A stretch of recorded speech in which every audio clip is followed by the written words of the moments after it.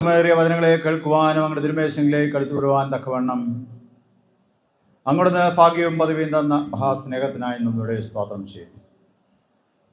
മനോഹരമായൊരു മിഷൻ ഭവനം പ്രതിഷ്ഠിപ്പാൻ അങ്ങ് സഹായിച്ചു. 7 കുഞ്ഞുങ്ങൾക്ക് സ്ത്രീകരണം നൽകുവാൻ, സ്ത്രീകരണത്തിലൂടെ സഭയുടെ പൂർണ്ണാംഗത്തിലേക്ക് പ്രവേശിപ്പിക്കപ്പെടുവാൻ തക്കവണ്ണം അതിനുള്ള അവസരവും അങ്ങ് നൽകിയിരിക്കുന്നു.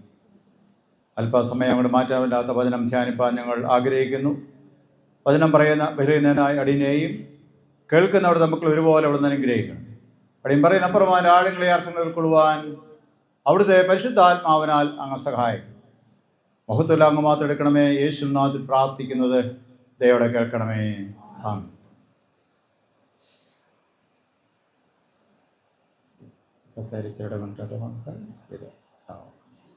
കുറച്ചുകൂടെ ഇട്ട് ഒരു കസേര മാറ്റി.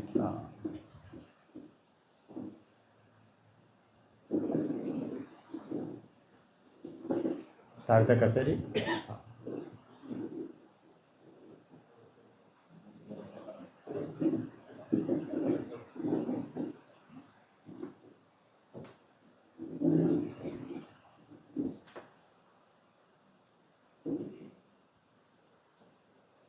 വളരെ സന്തോഷമുണ്ട് ഇന്ന് നിങ്ങളോടൊപ്പം ആയിരിക്കുന്നതിൽ. പ്രത്യേകിച്ച് സ്ഥിരീകരണ ശുശ്രൂഷയെക്കുറിച്ച് വളരെ നേരത്തെ പറയുകയും അതോടൊപ്പം തന്നെ മിഷൻ വീടിൻ്റെ പ്രതിഷ്ഠയെക്കുറിച്ച് നേരത്തെ പറയുകയും പ്രോഗ്രാം തരികയും ചെയ്ത സ്നേഹമുള്ള നമ്മുടെ വികാരി അച്ഛൻ ബിജു അച്ഛനും അതോടൊപ്പം തന്നെ നമ്മുടെ ഏറ്റവും പ്രിയപ്പെട്ട ജോർജ് സാറ് അവർ ആ കാര്യം നേരത്തെ പറയുകയും ഡേറ്റ് തരികയും ചെയ്തു. പിന്നീട് തന്നെ പണികൾ വളരെ ദ്രുതഗതിയിൽ നടത്തി കുട്ടികൾക്ക് സ്ത്രീകരണ ക്ലാസ്സുകൾ നൽകി. ആ കാര്യം നമ്മുടെ സപ്പോർട്ട് ചെയ്യുന്ന മേച്ചാൽ ഇടവകയിൽ പറയുകയും അവിടുന്ന് ഇന്ന് രാവിലെ തന്നെ യാത്ര തിരിച്ച് ഏതാണ്ട് 30ഓളം പേര് എന്നാണ് അച്ഛൻ പറഞ്ഞത്. അവർ കടന്നു വന്നു. നമ്മുടെ അവിടുത്തെ സൺഡേ സ്കൂളാണ് ഈ മിഷൻ വയൽ കാലങ്ങളായി സപ്പോർട്ട് ചെയ്തുകൊണ്ടിരിക്കുന്നത്. അതുകൊണ്ട് വളരെ സന്തോഷമാണ്. ബഹുമാനമുള്ള മേച്ചാൽ ഇടവക വികാരി അച്ഛൻ, സ്നേഹമുള്ള ആൻഡ്രൂസ് അച്ഛനോടും മേച്ചാലിലെ സെൻറ് തോമസ് ഇടവകയുടെ എത്രയും ബഹുമാനരായ കൈക്കാരന്മാർ, കമ്മിറ്റി അംഗങ്ങൾ, സെക്രട്ടറി, അതുപോലെ തന്നെ സൺഡേ സ്കൂളിൻ്റെ അധ്യാപകർ, സൺഡേ സ്കൂളിനെ ചുമതല വഹിക്കുന്ന പ്രിയപ്പെട്ടവർ, അവരെ പ്രതിനിധീകരിച്ച് സഭയെ പ്രതിനിധീകരിച്ച് ഇവിടെ കടന്നു വന്നിരിക്കുന്നവർ, ഈ സഭയിലെ പ്രിയപ്പെട്ട സഭാമക്കൾ, ഈ ഇടവകയിലെ പ്രിയപ്പെട്ട സഭാമക്കൾ, കഞ്ഞിക്കുഴി ക്രൈസ്റ്റ് ചർച്ചിൻ്റെ ഇടവക അംഗങ്ങൾ, അതിൻ്റെ കമ്മിറ്റി അംഗങ്ങൾ, പ്രത്യേകിച്ച് പ്രിയ ഗായക സംഘ അംഗങ്ങൾ, ഇവിടെ കൂടി വന്നിരിക്കുന്ന നിങ്ങൾക്ക് എല്ലാവർക്കും എൻ്റെ സ്നേഹവന്ദനം. പ്രത്യേകിച്ച് സ്നേഹമുള്ള ജോൺസൺ അച്ഛൻ, നമ്മുടെ മഹാഡവ മിഷൻ ബോർഡിൻ്റെ ഡയറക്ടറായിട്ട് ചുമതല ഏറ്റതിന് ശേഷമുള്ള ആദ്യകാല വിസിറ്റുകളിൽ ഒന്നാണ് എനിക്ക് തോന്നുന്നു. ആദ്യത്തെയാണോ രണ്ടാമത്തെ ഫീൽഡിലാണ് അച്ഛൻ വിസിറ്റ് ചെയ്യുന്നത്. ഇന്ന് അച്ഛനും കൊച്ചമ്മയും നമ്മുടെ മധ്യേ കടന്നു വന്നിട്ടുണ്ട്. നമ്മുടെ മഹാഡവയിൽ ഒരു മിഷണറിയായി പ്രവർത്തനം ആരംഭിച്ച് ഒരു പ്രവർത്തനായി നല്ലൊരു മിഷണറിയായി പ്രവർത്തിച്ച് അതിനുശേഷം അച്ഛനായി ഇപ്പോൾ മിഷൻ്റെ ചുമതലയിൽ ഈ കഴിഞ്ഞ മാസം തൊട്ട് ആയിരിക്കും. വളരെ സന്തോഷമാണ്. സ്നേഹമുള്ള ജോർജ് കുട്ടി സാറ് പെൻഷനായി എങ്കിലും സാറിനോട് പറഞ്ഞു, സാറ് ഒന്ന് സഹായിക്കണമല്ലോ എന്ന് പറഞ്ഞപ്പോൾ സാറ് അത് വളരെ സന്തോഷത്തോടെ സ്വീകരിച്ചു. ഈ മൗത്തുമേറിയ ശുശ്രൂഷകളെ പ്രത്യേകിച്ച് ഇവിടെയുള്ള കാര്യങ്ങൾ ചെയ്യാനായിട്ട് സാറ് ബദ്ധസ്ഥനായിരിക്കുന്നു. സാറും കൊച്ചമ്മയും അവരെ ഓർത്ത് ഞാൻ ദൈവത്തിന് നന്ദി കരയേറ്റുന്നു. പ്രിയപ്പെട്ട സാറിനെ ഓർത്ത് ഞാൻ പ്രത്യേകമായി സ്തുതിക്കുന്നു. എല്ലാവർക്കും ഞങ്ങൾക്ക് ഒരുമിച്ച് കടന്നു വരുവാൻ ഇടയായിത്തീരുന്നു. ക്ലിൻറ്റ് സാർ നമ്മുടെ മധ്യേ ഉണ്ട്. നമ്മുടെ തന്നെ ഇടവയിലുള്ള കർത്താവിൻ്റെ വേലക്കാരനാകുന്നുവല്ലോ. സാറിനെ ഓർത്തും നമുക്കൊക്കെയും വളരെ സുപരിചിതനായിരിക്കുന്ന നമ്മുടെ ഒരു മുൻ പ്രവർത്തനം കൂടെ ആയിരിക്കുന്ന ടി.ഡി. ജോൺസൺ സാറ്, അതുപോലെ തന്നെ നമ്മുടെ ഏറ്റവും പ്രിയപ്പെട്ട തമ്പി സാറ്, ജോർജ് സാറ്, അവരെല്ലാവരും നമ്മുടെ ഉണ്ട്. എല്ലാവരെയും ഓർത്ത് ഞാൻ ദൈവത്തിന് നന്ദി കരയേറ്റുന്നു.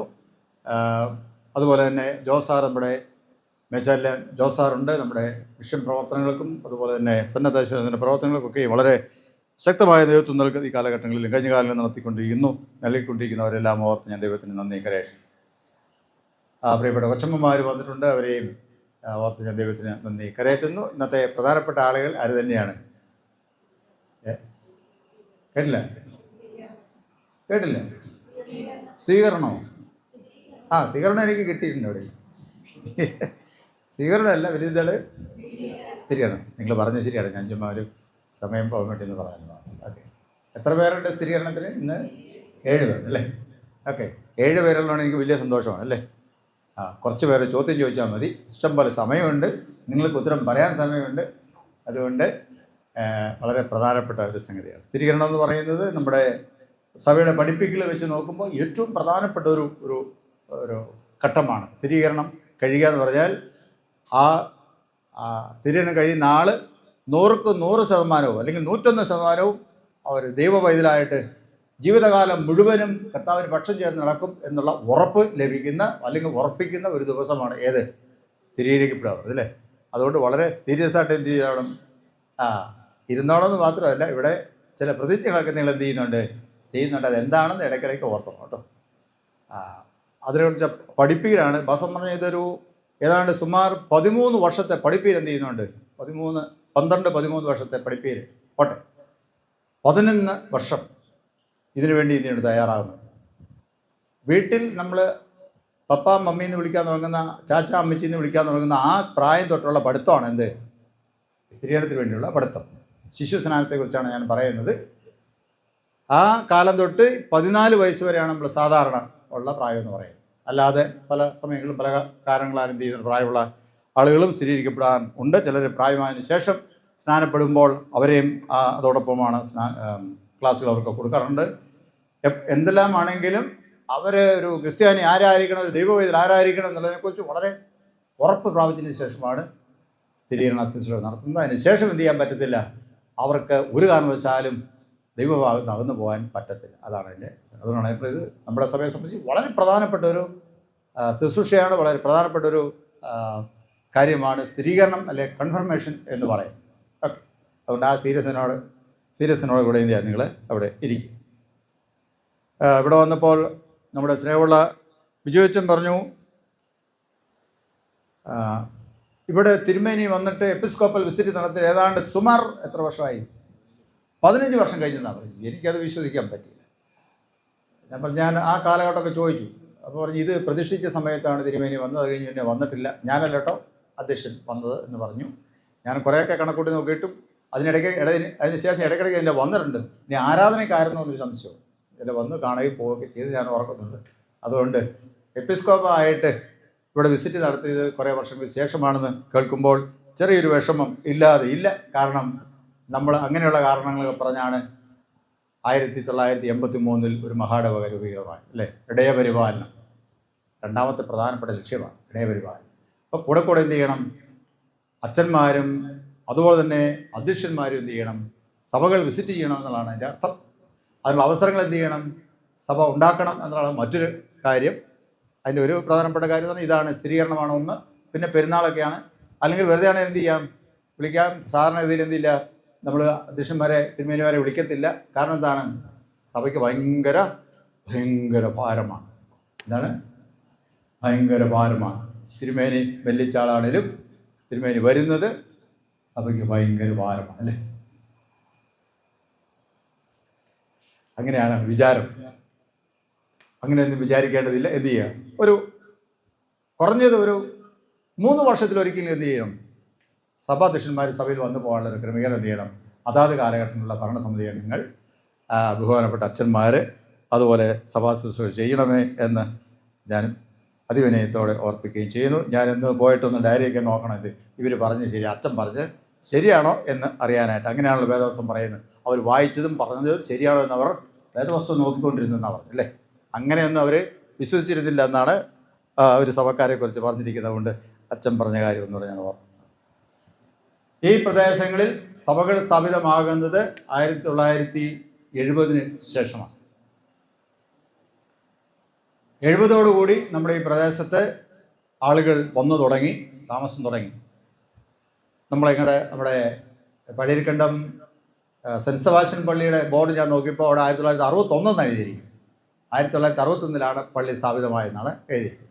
അങ്ങനെയാണെങ്കിൽ നമ്മളിവിടെ വരുന്നതിന്, അല്ലെങ്കിൽ CSI സഭ ഈ പ്രദേശത്ത് സ്ഥാപിതമാകുന്നതിന് ഏതാണ്ട് 11 വർഷം മുമ്പ് ആ പള്ളി അവിടെ സ്ഥാപിതമായി എന്ന് വേണം നമുക്ക് കരുതാൻ. നമ്മുടെ സഭകൾ ഈ ചേലച്ചോട്, കഞ്ഞിക്കുഴി അല്ലെങ്കിൽ ചുരുളി കീരത്തോട് പ്രദേശങ്ങളിൽ സ്ഥാപിതമായത് ഇടുക്കി പദ്ധതിയുമായിട്ട് ബന്ധപ്പെട്ട് ഉള്ള കാലഘട്ടമാണ്. ഇടുക്കിയിൽ നിന്ന് കുളമാവിൽ നിന്ന് കുടി ഒഴിപ്പിക്കപ്പെട്ട ആൾക്കാരാണ് ചുരുളിക്കീരിത്തോട്ടിൽ വന്ന് അവർക്ക് ഗവൺമെൻറ് സ്ഥലം കൊടുത്തു. അന്ന് ചേലച്ചോടില്ല, ചുരുളിക്കീരിത്തോട്ടിൽ സ്ഥലം കിട്ടി. ചുരുളിക്കീരിത്തോട്ടിൽ സ്ഥലം കിട്ടിയപ്പോൾ ആദ്യമായി സഭ സ്ഥാപിക്കപ്പെട്ടത് ചേലച്ചോടിലാണ്. അന്ന് കീരിത്തോടുമില്ല, കഞ്ഞിക്കുഴിയുമില്ല, വേറെ സഭകളൊന്നും ഈ പ്രദേശങ്ങളിലില്ല. ചേലച്ചോട് സഭ രൂപീകൃതമായ ഉടനെ തന്നെ കഞ്ഞിക്കുഴി സഭയാണ് പിന്നീട് രൂപീകൃതമായത്. അതിനുശേഷം അധികം താമസിക്കാതെ കീരിത്തോട്ടിൽ ഒരു സഭ രൂപീകൃതമായി.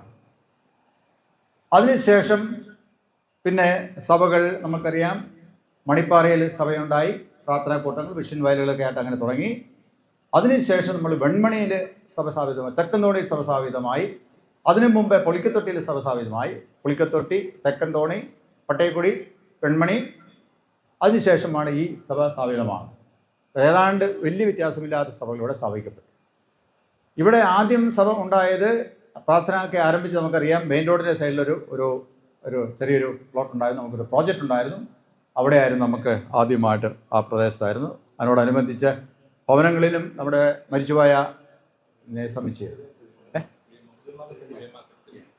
അവരുടെ വീട്ടിലാണ് പ്രാർത്ഥനകൾ ആരംഭിച്ചത്. അത് കഴിഞ്ഞ് നമ്മുടെ ഒരു ഡോക്ടറോ ഒരു നേഴ്സോ അമ്മയൊക്കെ ഉണ്ടായിരുന്നു, മരിച്ചുപോയി. അവരുടെ അടുത്ത് നിന്നുള്ള ഇടയ്ക്കിടയ്ക്ക് പ്രാർത്ഥനകളൊക്കെ നടത്തിയിരുന്നു. അങ്ങനെ പയ്യെ ഒരു സഭയായിട്ട് ഇത് രൂപീകൃതമായി. ഒരു കാലഘട്ടത്തിൽ നമ്മൾ ഓർത്തു ഈ സഭയൊന്നും ഉണ്ടാകത്തില്ല, ഇവിടെ ആളും വരത്തില്ല, ഒന്നുമില്ല. അന്ന് വരുന്നത് റോഡെന്ന് പറഞ്ഞാൽ വണ്ണപ്പുറം റോഡ് തെളിഞ്ഞിട്ടില്ല. അതുകൊണ്ട് ചേലച്ചോട്ടിൽ നിന്നാണ് ആൾക്കാർ വരുന്നത്. ഇത് ഭൂമിയുടെ അറ്റം എന്ന് പറയുന്ന പോലെയാണ്. വെൺമണി കഴിഞ്ഞാൽ പിന്നെ ഭൂമിയില്ല എന്നുള്ളതാണ് നമ്മുടെ അന്നത്തെയൊക്കെ ചിന്ത, ഇവിടുന്ന് പോകുന്നവരുടെ. പിന്നീട് അടുത്ത കാലത്താണ് വണ്ണപ്പുറം റോഡ് തെളിഞ്ഞപ്പോൾ ഇത് വേറെ ഒരു കാലത്തും ഉണ്ടാകാത്ത രീതിയിലുള്ള പുരോഗതി എന്ത് ചെയ്തു, നമ്മുടെ ഈ പ്രദേശത്ത് ഉണ്ടായി. ഇന്ന് ഏറ്റവും അതിവേഗത്തിൽ പുരോഗമിച്ചുകൊണ്ടിരിക്കുന്ന പ്രദേശങ്ങളൊരു പ്രദേശമാണ് ഈ പ്രദേശങ്ങൾ എല്ലാം.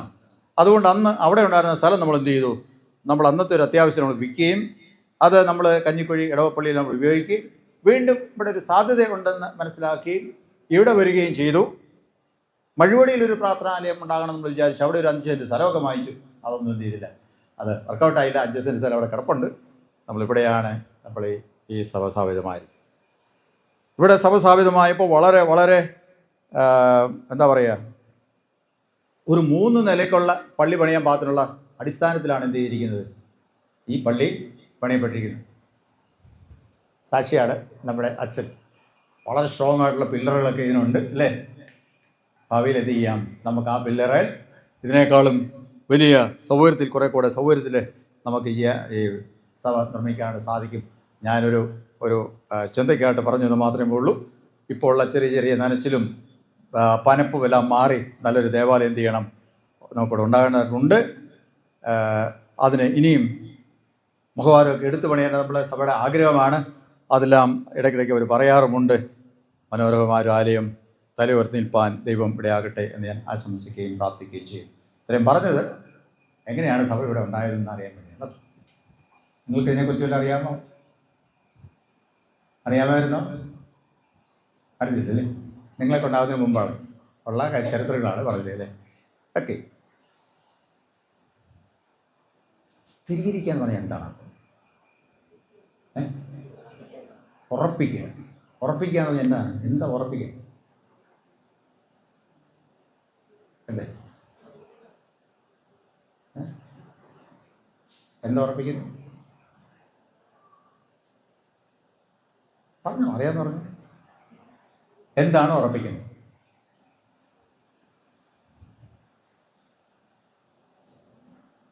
അല്ല, നിങ്ങൾ എന്തിനാ വന്നേ?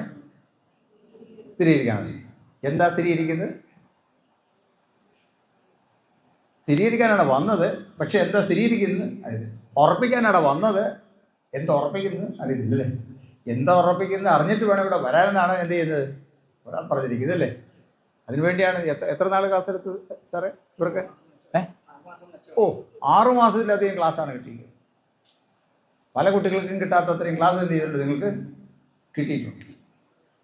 അപ്പോൾ ഇനി സാറിന് ആ കാര്യത്തിൽ എന്തില്ല, ഒരു കുറ്റവും ഇല്ല. സാർ എന്ത് ചെയ്തിരിക്കുന്നു, കൈ ഇനി കുഴപ്പം ആർക്കാണ്? നിങ്ങൾക്കാണ്. അപ്പോൾ ചോദ്യം ഇതാണ്, എന്താണ് നിങ്ങൾ സ്ഥിരീകരിക്കുക?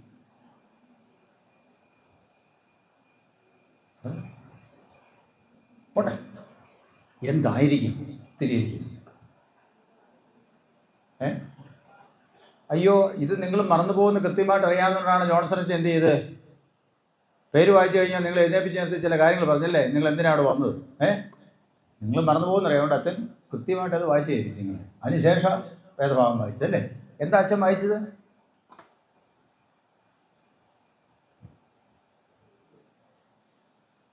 അത് കേട്ടായിരുന്നോ? ഈ മൈക്ക് വെച്ചാലൊരു കുഴപ്പമുണ്ടേ. മൈക്ക് വെച്ചാൽ പുറത്തുള്ളവർക്കേ കേൾക്കത്തുള്ളൂ, അകത്തുള്ളവർക്ക് എന്ത് ചെയ്തില്ല. ഞാൻ പറയുന്നത് നിങ്ങൾ കേൾക്കുന്നുണ്ടോ?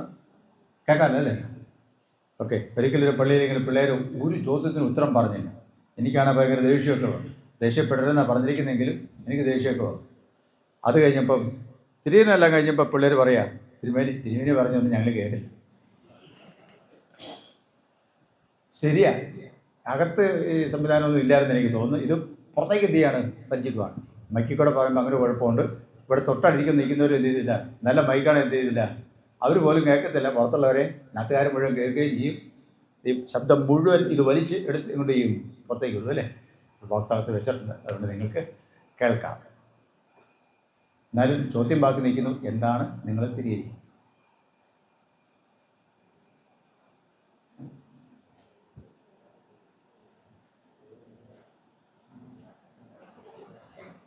അങ്ങനെ ചോദിച്ച തിരുമേനി ഞങ്ങൾക്ക് പറയാനായിട്ട് അല്പസ്വല്പം ബുദ്ധിമുട്ടുണ്ട് അല്ലേ. അങ്ങനെ കൃത്യമായിട്ടൊന്നും സാറ് ഞങ്ങൾ എന്ത് ചെയ്യില്ല, പഠിപ്പിച്ചില്ല. ഒത്തിരി കാര്യങ്ങൾ സാറ് പഠിപ്പിച്ചായിരുന്നു, പക്ഷേ ഈ സ്ഥിരീകരിക്കുന്നത് എന്താണെന്ന് പഠിപ്പിച്ചില്ല. ഓക്കെ ഞാൻ സ്ഥിരീകരിക്കുന്നത് എന്താണെന്ന് വെച്ച് കഴിഞ്ഞാൽ, സ്ഥിരീകരിക്കുക എന്ന് പറഞ്ഞാൽ ഉറപ്പിക്കാന്ന് പറഞ്ഞു അല്ലേ. ഏതായാലും അത് ശരിയാണ്, ഉറപ്പിക്കുക. എന്താണ് ഉറപ്പിക്കുന്നത്? എന്താണ് ഉറപ്പിക്കുന്നത്? ഒരു പക്ഷേ ഉറപ്പിക്കുക എന്ന് പറയുന്നത് നമ്മൾ ഉറയ്ക്കുക എന്ന് പറഞ്ഞായിരിക്കും അതിൻ്റെ കുറെ കൂടെ ശരി എന്നാണ് എൻ്റെ ഒരു പക്ഷം. നമ്മൾ എന്ത് ചെയ്യുന്നു, നമ്മൾ ഉറക്കുകയാണ്. ആ ഉറപ്പിന് എന്ത് ചെയ്യുന്നു, ഇവിടെ ദൈവിക അനുഗ്രഹങ്ങൾ നിന്മേൽ പകരണം എന്ന് പറഞ്ഞ് പ്രാർത്ഥിക്കുക എന്ത് ചെയ്യുന്നു. ഇതുവരെ നിങ്ങൾ പഠിച്ച തിരുവചന സത്യങ്ങൾ അല്ലേ. ഒന്നാമത് നിങ്ങൾ ആരാ നിങ്ങൾ? നിങ്ങളാരാ? വിശുദ്ധ ബപ്തിസ്മയിൽ നിങ്ങൾ ആരായി തീർന്നു? ഉറക്കെ പറഞ്ഞു. ഇന്ന് വളരെ നേരത്തെ പോകണമെന്ന് പറഞ്ഞ് എല്ലാവരും വന്നേക്കുന്നു കേട്ടോ. മെച്ചാലുകാർക്ക് അങ്ങോട്ട് പോകണം. പിള്ളേർ കുറവുള്ളവർക്ക് അവർ വലിയ സന്തോഷത്തിലായിരിക്കുന്നു. എന്ത് ചെയ്യും, സാധാരണ ഇതിൽ 5 മണിക്കൂറാണ് എന്ത് ചെയ്യുന്നത്, 4:30 തൊട്ട് 5 മണിക്കൂർ വരെയാണ് സ്ത്രീകരണ ശുശ്രൂഷ പോകുന്നത്.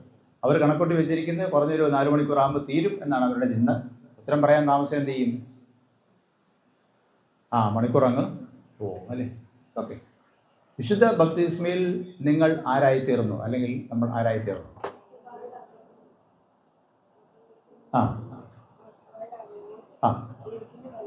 ഓക്കെ ഓക്കെ, കൊള്ളാം. നമ്മൾ ചുരുക്കം പറഞ്ഞാൽ നമ്മൾ ദൈവ മക്കളായി തീർന്നു. ആരായി തീർന്നു? ദൈവ മക്കളായി തീർന്നു, ദൈവ പൈതലായി തീർന്നു. വിശുദ്ധ ബപ്തിസ്മയിലൂടെ, വിശുദ്ധ സ്നാനത്തിലൂടെ ഞാനും നിങ്ങളും ആരായി തീർന്നു? ദൈവ മക്കളായിട്ട് തീർന്നു. ദൈവ മക്കളായിട്ട് തീർന്നു. പ്രത്യേകിച്ച് നമ്മൾ ഈ ശിശു സ്നാനം, നമ്മുടെ അടിസ്ഥാന ഉപദേശമായ ശിശുസ്നാനം എന്ന് പറഞ്ഞാൽ അത് ആ രീതിയിലാണ് ഞാനത് പറയുന്നത്. പ്രായമുള്ള ആൾക്കാർ സ്നാനപ്പെട്ടാൽ അന്നേരം അവർ നേരിട്ട് എന്ത് ചെയ്യുന്നുണ്ട്, ആ കാര്യങ്ങളെല്ലാം പഠിച്ചതിന് ശേഷമാണ് എന്ത് ചെയ്യുന്നത്, നമ്മളിത് വരുന്നത്. അപ്പോൾ ശിശു സ്നാനവും അതുപോലെ തന്നെ പ്രായമേറിയ മുതിർന്ന സ്നാനം ആൾക്കാർ തമ്മിൽ പഠിപ്പിക്കൽ അല്പസ്വല്പമുള്ള വ്യത്യാസമുണ്ട്. കാര്യങ്ങൾ ഒന്നാണെങ്കിലും മുതിർന്ന സ്നാനം ഏൽക്കുന്നവർ അന്നേരം തന്നെ പഠിച്ചതിന് ശേഷമാണ് എന്ത് ചെയ്യുന്നത്, അവർ സ്നാനം ഏൽക്കുന്നത്. പക്ഷേ ശിശു സ്നാനത്തിൽ അവരെ ദൈവപൈതലാക്കി തീർത്തിട്ട് പഠിപ്പിക്കുകയാണ് ചെയ്യുന്നത്. വ്യത്യാസം മനസ്സിലായോ? ശിശുക്കളെ നമ്മൾ എന്ത് ചെയ്യുന്നു, ദൈവപൈതലായിട്ട് അവരെ സമർപ്പിച്ച് അല്ലെങ്കിൽ ദൈവപൈതലാക്കി തീർത്തതിന് ശേഷം, ദൈവത്തിന് വേണ്ടി വേർതിരിച്ച് കേട്ടതിന് ശേഷം അവരെ എന്ത് ചെയ്യുന്നു, പഠിപ്പിക്കുന്നു. മുതിർന്നവരോ അവർ പഠിച്ചതിന് ശേഷം എന്ത് ചെയ്യുന്നു, സ്നാനത്തിലേക്ക് പോകും. അതാണ് എൻ്റെ വ്യത്യാസം. രണ്ടും എഫക്റ്റിൽ ഒന്ന് തന്നെയാണ് എന്ന് നമ്മൾ മറന്നു പോകുന്നത്. ഓക്കെ. അങ്ങനെയാണെങ്കിൽ വിശുദ്ധ ബപ്തിസ്മയിൽ സ്നാന സമയത്ത് നിങ്ങൾ ആരായി തീർന്നു? ദൈവ പൈതലായി തീർന്നു. സഭയുടെ അല്ലെങ്കിൽ കർത്താവിൻ്റെ ശരീരമാണ് സഭയിലെ അംഗമായി തീർന്നു. സ്വർഗരാജ്യത്തിന് അവകാശികളായി തീർന്നു. സാധാരണ നമുക്കറിയാം, സ്നാനം കണ്ടിട്ടുള്ളവർ നിങ്ങളിരിക്കുന്നത്, സ്നാന ശുശ്രൂഷ കണ്ടിട്ടുള്ളവരൊന്ന് കൈവക്കിക്ക്. പ്രായമുള്ളവരല്ല, ഇവിടെ ഉള്ളവർ. സ്നാന ശുശ്രൂഷ കണ്ടിട്ടുണ്ടോ? കുഞ്ഞുങ്ങളെ സ്നാനപ്പെടുത്തിട്ടുണ്ടോ? ഒരാൾ കണ്ടിട്ടുണ്ടോ? ഇപ്പം ആൾക്കാർക്ക് എന്ന് സ്നാനപ്പെടുത്തുന്ന കൂടുതൽ അപേക്ഷ ഇപ്പം വരുന്നത് ഏത് ദിവസം സ്നാനപ്പെടുത്തണമെന്നാ?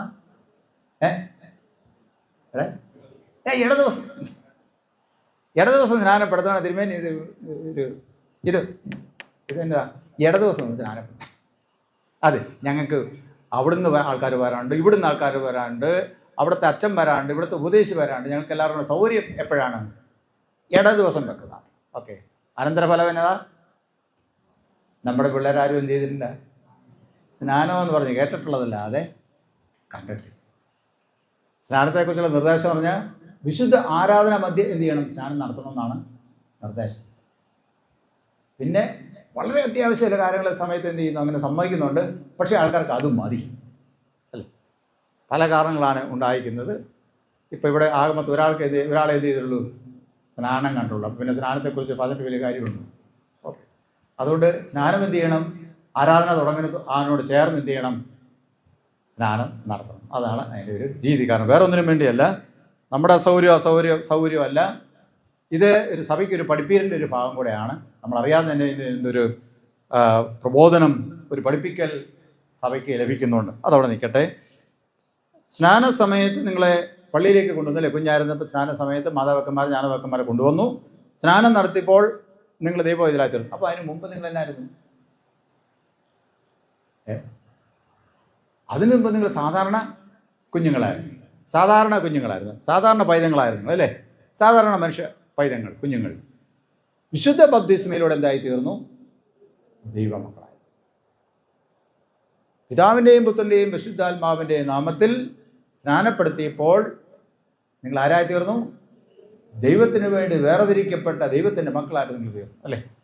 അപ്പോൾ അവിടെ പറയുന്നൊരു വളരെ പ്രധാനപ്പെട്ട ഒരു കാര്യമുണ്ട്.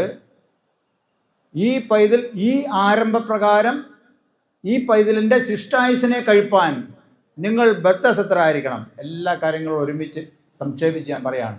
ഈ പൈതൽ, ഈ ആരംഭപ്രകാരം. ഏതാരംഭം?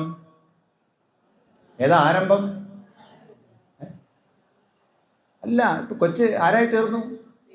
ദൈവവേദലായി തീർന്നു. അതാണ് എൻ്റെ ആരംഭം.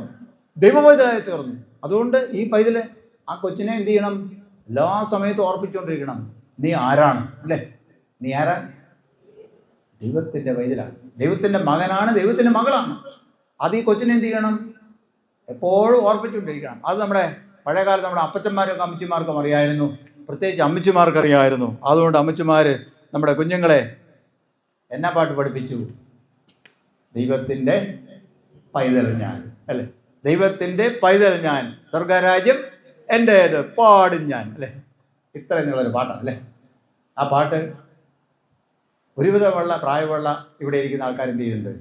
അവരുടെ അമ്മച്ചിമാർ അവരെ പഠിപ്പിച്ചിട്ടുണ്ട് അല്ലേ? അവർക്ക് വേറെ സിനിമാ പാട്ടൊന്നും അറിയത്തില്ല, എന്നിട്ടായിരിക്കാം എന്ത് ചെയ്തത്? ആണോ? ആയിരിക്കോ ഈ പാട്ട് പഠിപ്പിച്ചത്?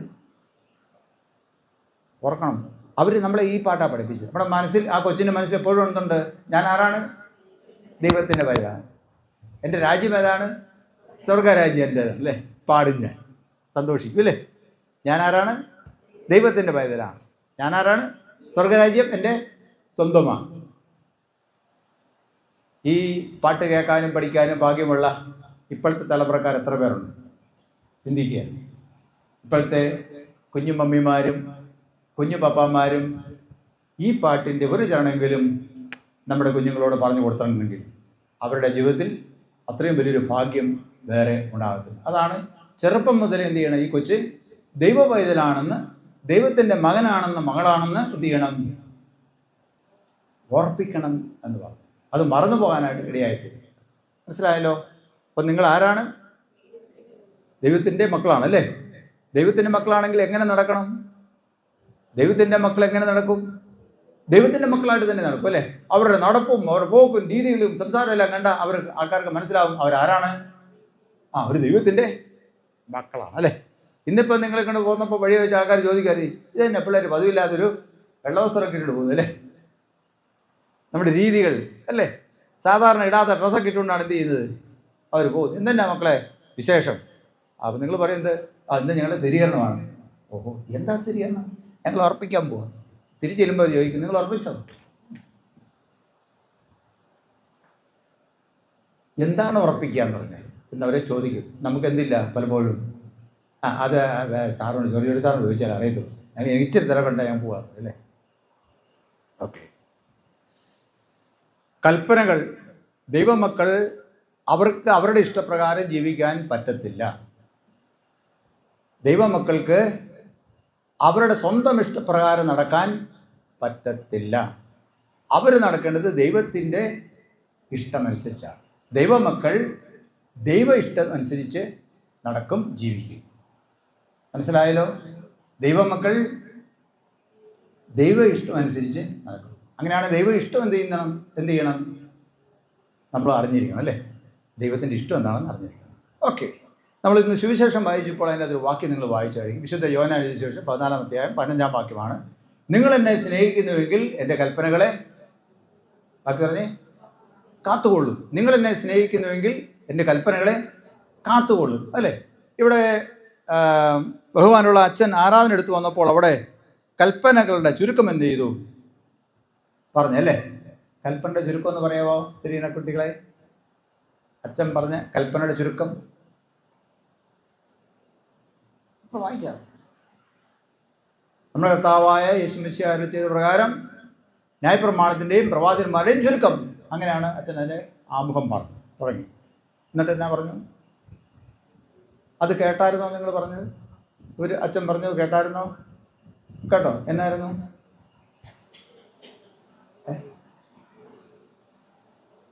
എന്നായിരുന്നു? അത് ശരി, അതുമായിട്ട് കണക്ട് ചെയ്താണ് വരുന്നത്. പക്ഷേ ചോദ്യം അതല്ല, അതെന്താ പറഞ്ഞതെന്നാണ് ചോദ്യം. ന്യായപ്രമാണത്തിൻ്റെയും പ്രവാചകന്മാരുടെയും ചുരുക്കം കർത്താവ് പറഞ്ഞത് എന്താണ്? നമ്മളിപ്പോൾ പറഞ്ഞതാണ്.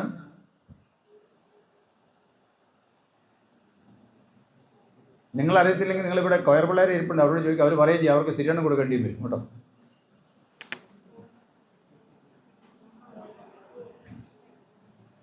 അയ്യോ, ഇതെങ്ങനെ വന്ന് ഇവിടെ വന്ന് പോകാമെന്ന് ദയവായിട്ട് എന്ത് ചെയ്യരുത് വിചാരിച്ചുകൊണ്ട് പിള്ളേരെ എന്ത് ചെയ്യരുത്, സ്ത്രീയെടുത്താണ് ഇങ്ങോട്ട് പറഞ്ഞ് വിടരുത്. അവർ ചില കാര്യം അറിഞ്ഞു വേണം പോകാൻ. ഇല്ലെങ്കിൽ എന്ത് ചെയ്യും? പഠിച്ചു വന്നവർ, അറിഞ്ഞു വന്നവർ അറിവ് എന്ത് ചെയ്യും? ഉറപ്പിക്കും. അറിവില്ലാതെ വന്നവർ എന്ത് ഉറപ്പിക്കും?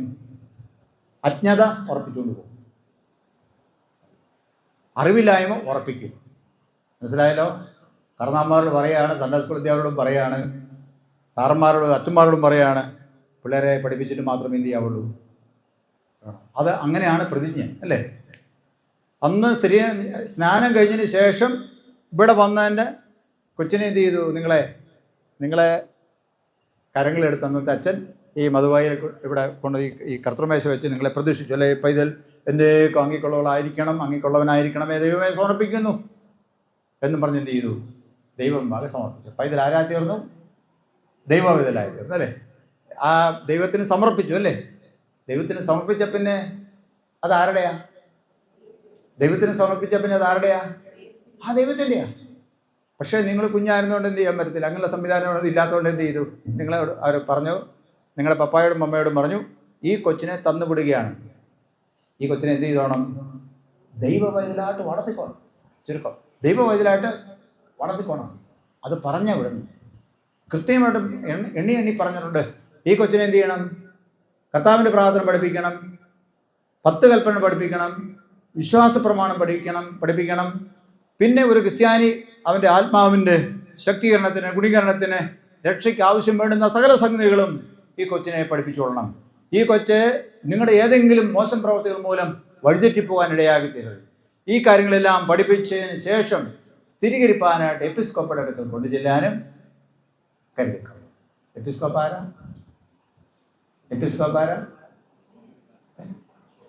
ആരാ? മിനിമം ഇങ്ങനെയുള്ള കാര്യങ്ങളും കൂടെ എന്ത് ചെയ്യണം? CSIക്കാർ പഠിച്ചിരിക്കണം കേട്ടോ. ഒന്നും അറിയത്തില്ലാത്ത ഒരാളാണ് CSIക്കാരൻ, അറിയാം വിശ്വാസം സംബന്ധിച്ച്. പക്ഷേ ഇത്രയും എന്ത് ചെയ്യരുത്, അങ്ങ് പോകാൻ. ചില കാര്യങ്ങൾ എന്ത് ചെയ്യണം? ഒന്ന് നമ്മുടെ പള്ളി ഏത് വശത്തേക്ക് തിരിഞ്ഞിരിക്കും? കുറഞ്ഞ വശം, അല്ലേ? പ്രധാനപ്പെട്ട വാതിൽ ഏത് വശത്തായിരിക്കുന്നെങ്കിലും എന്ത് ചെയ്യണം? നമ്മൾ സാധാരണ പറയാറില്ലേ, പള്ളിയുടെ വാതിൽ എവിടെയായിരുന്നു അവന് അറിയത്തില്ല. ആ വടക്കാളോ തെക്കാളോ എന്നറിയാം. അതാ ഈ കാര്യം. പള്ളി പോയെങ്കിലല്ലേ അറിയുള്ളൂ, അല്ലേ? CSIക്കാരെ കുറിച്ച് പറയുന്നൊരു കാര്യമാണ്. നമ്മളെക്കുറിച്ച് അടിസ്ഥാനപരമായ ചില കാര്യങ്ങൾ എന്ത് ചെയ്യണം? നിർബന്ധമായിട്ടും എന്ത് ചെയ്യണം? നമ്മൾ പഠിച്ചിരിക്കണം. ഇല്ലേ? ഇത് അത് വളരെ മോശമാണ്, തീരല്ലേ? ഓക്കെ, ഇതെല്ലാം പഠിപ്പിച്ചതിന് ശേഷം എപ്പിസ്കോപ്പ എന്ന് പറയുന്ന ബിഷപ്പ്, അല്ലേ? ബിഷപ്പ് നമ്മുടെ പാരമ്പര്യം അനുസരിച്ച് ബിഷപ്പുമാരാണ് എന്ത് ചെയ്യുന്നത്? സ്ഥിരീകരണ ശുശ്രൂഷ നടത്തുന്നത്. അപ്പോൾ ബിഷപ്പിനടുത്ത് കൊണ്ടുചെല്ലാനും കരുതിക്കൊള്ളണം. ഈ കാര്യങ്ങളെല്ലാം ചെയ്യാനും പഠിപ്പിക്കാനും നിങ്ങൾ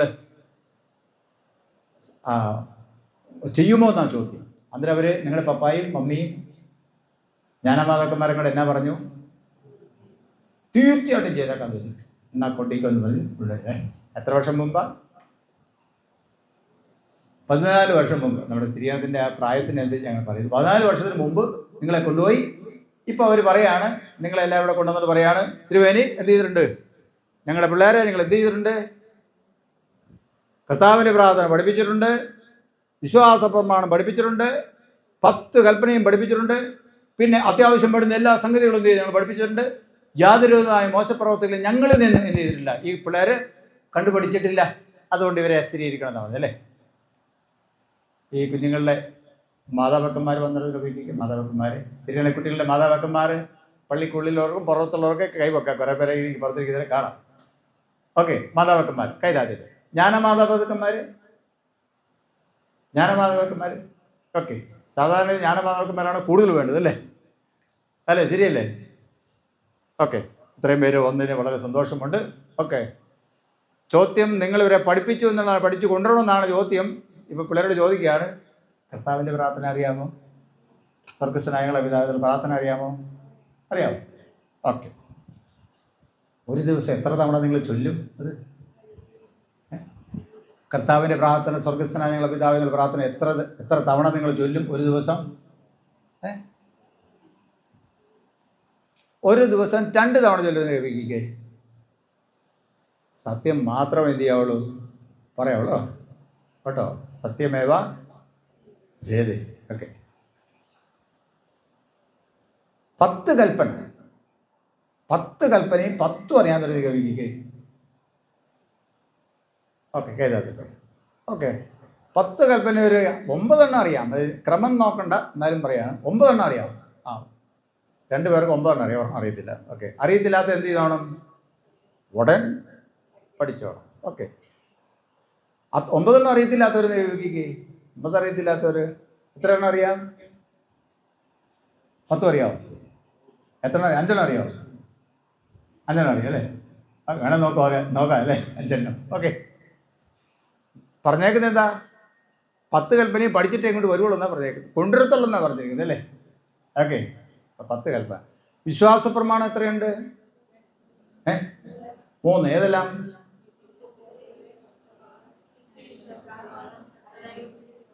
ഓക്കെ, ഇപ്പം നമ്മൾ ഈ രാവിലെ ആരാധനയല്ല, നമ്മൾ 1-2 ശുശ്രൂഷകൾ ഇപ്പം നടന്നുകൊണ്ടിരിക്കുന്നല്ലേ? ഇന്ന് എപ്പോഴെങ്കിലും ഈ വിശ്വാസ പ്രമാണം ചൊല്ലിയോ? നമ്മൾ ഇവിടെ വന്നതിന് ശേഷം ചൊല്ലിയായിരുന്നു? ചൊല്ലിയോ? ഇല്ലയോ? ചൊല്ലി. എപ്പോൾ? ഭവന പ്രതിഷ്ഠ അന്നേരം ചൊല്ലിയായിരുന്നു അല്ലേ? ഓക്കെ, വിശ്വാസ പ്രമാണം എത്രയാ? എത്രയാണോ? ഓക്കെ, എത്ര എണ്ണം നിങ്ങൾക്കറിയാം? 2 എണ്ണം. 2 വിശ്വാസ പ്രമാണം അറിയാൻ കൈവയ്ക്കേ. 2 വിശ്വാസ പ്രമാണം അറിയാം, കൈവയ്ക്കേ. 2 വിശ്വാസ പ്രമാണം 2 പേർക്കറിയാം. ഓക്കെ, കൈതാത്തിട്ടു. ഒരെണ്ണം കൃത്യമായിട്ട് അറിയാമെന്നുള്ള കൈവയ്ക്കേ. 1 വിശ്വാസ പ്രമാണം അറിയാം. 3 പേർക്ക് ഒന്നുകൂടെ കൈവയ്ക്കേ. ഓക്കെ, ഇങ്ങനെ കൈവയ്ക്കുക. അതിൻ്റെ അർത്ഥം എന്നാണെന്നറിയാവോ? മുഴുവൻ അറിയത്തില്ല, കുറച്ചൊക്കെ മാപ്പാക്കണം, മുഴുവൻ അറിയത്തില്ലെന്നാണ് അതിൻ്റെ അർത്ഥം. ഓക്കെ, 2 വിശ്വാസപ്രമാണം മുഴുവൻ അത് കാണാതെ വല്ല അറിയത്തില്ല. തരുന്ന കൈവയ്ക്കുകയും വിശ്വാസപ്രമാണം അറിയാമോ? അറിയാമോ? തന്നെ ഇതെല്ലാം അറിയാമോ? ഇതെല്ലാം അറിയത്തില്ല. ആരെങ്കിലും എപ്പോഴും ചെയ്യണം, കൂടെ ഒരു സപ്പോർട്ട് വേണം, എന്നാലും എന്ത് ചെയ്തുള്ളൂ? അത് ചൊല്ലാണ്ട് പരത്തുള്ളൂ അല്ലേ? അപ്പോൾ അത് നമ്മൾ സാധാരണഗതിയിൽ നമ്മുടെ ഭവന പ്രാർത്ഥനകളിൽ ഉപയോഗിക്കുന്നതാണ് അപ്പോസ്തല വിശ്വാസ പ്രമാണം. സാധാരണഗതിയിൽ അത് നമ്മൾ ചൊല്ലി പഠിക്കണം കേട്ടോ. ഓക്കെ,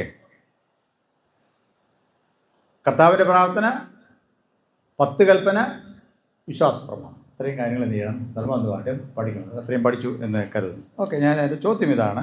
നിങ്ങളിവിടെ കുറച്ച് കഴിയുമ്പോൾ കുറേ പ്രതിജ്ഞകൾ എന്ത് ചെയ്യുന്നുണ്ട്? അത് ഈ വിശ്വാസ പ്രമാണത്തെ അടിസ്ഥാനപ്പെടുത്തിയാണ് ഇത് വരുന്നത്. തീർച്ചയായിട്ടും വിശ്വാസ പ്രമാണത്തെയും നമ്മൾ പഠിച്ചിരിക്കുന്ന തിരുവചന സത്യത്തെയും അടിസ്ഥാനപ്പെടുത്തിയാണ് അത് ചോദിക്കുന്നത്. ഈ 10 കൽപ്പന വേദപുസ്തകത്തിൽ എവിടെയാണ് രേഖപ്പെടുത്തി?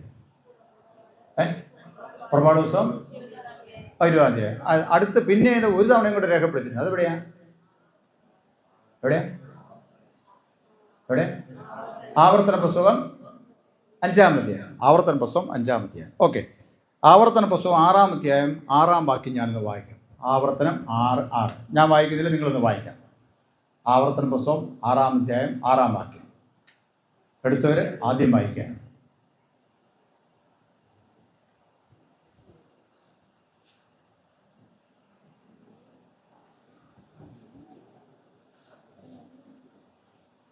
എടുത്തവർ ആദ്യം വായിച്ചോളൂ.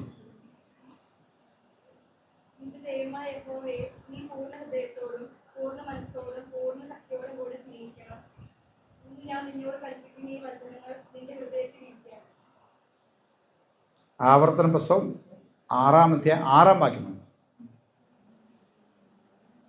വായിച്ച ഒരാളും കൂടെ വായിച്ചേ.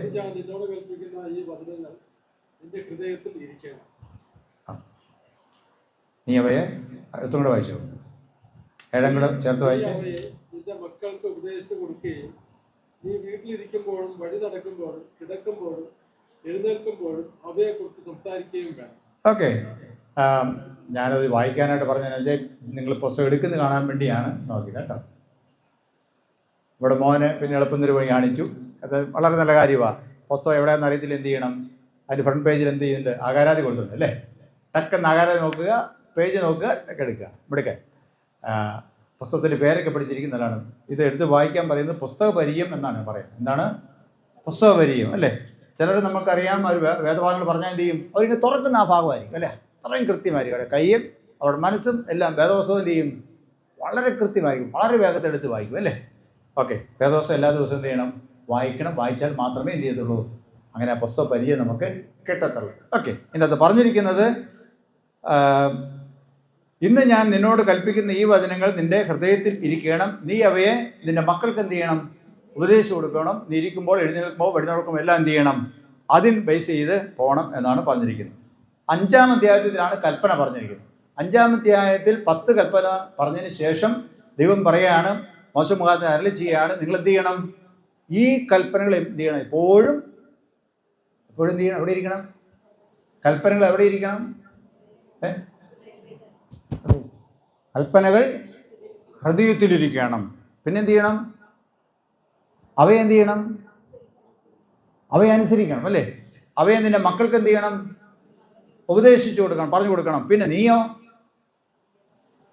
നീ സംസാരിക്കുമ്പോൾ, ഇരിക്കുമ്പോൾ, എഴുന്നേൽക്കുമ്പോൾ, വഴി നടക്കുമ്പോൾ, വിശ്രമിക്കുമ്പോൾ എല്ലാം എന്ത് ചെയ്യണം? എല്ലാം ഈ കൽപ്പനയുമായിട്ട് ബന്ധപ്പെട്ട് ആയിരിക്കണം. കൽപ്പന ആദ്യത്തെ കൽപ്പന 1, 2, 3 വരെ 10 വരെ എപ്പോഴും പറഞ്ഞുകൊണ്ടിരിക്കുക എന്നല്ല എൻ്റെ അർത്ഥം. എന്തായിരിക്കും അതിൻ്റെ അർത്ഥം? അവിടെ പറഞ്ഞിരിക്കുന്ന വാക്കിൻ്റെ അർത്ഥം ഇങ്ങനെയാണ് പറഞ്ഞിരിക്കുന്നത്: ഇന്ന് ഞാൻ നിന്നോട് കൽപ്പിക്കുന്ന ഈ വചനങ്ങൾ നിന്റെ ഹൃദയത്തിലിരിക്കണം. നീ അവയെ നിന്റെ മക്കൾക്ക് ഉപദേശിച്ചു കൊടുക്കണം.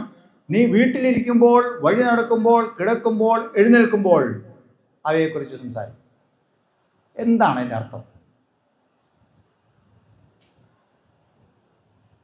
എന്തായിരിക്കും? നിങ്ങളെങ്ങനെ മനസ്സിലാക്കും? ഓക്കെ, അതിനോട് ചേർന്ന് 1-2 കാര്യങ്ങൾ പറയാം.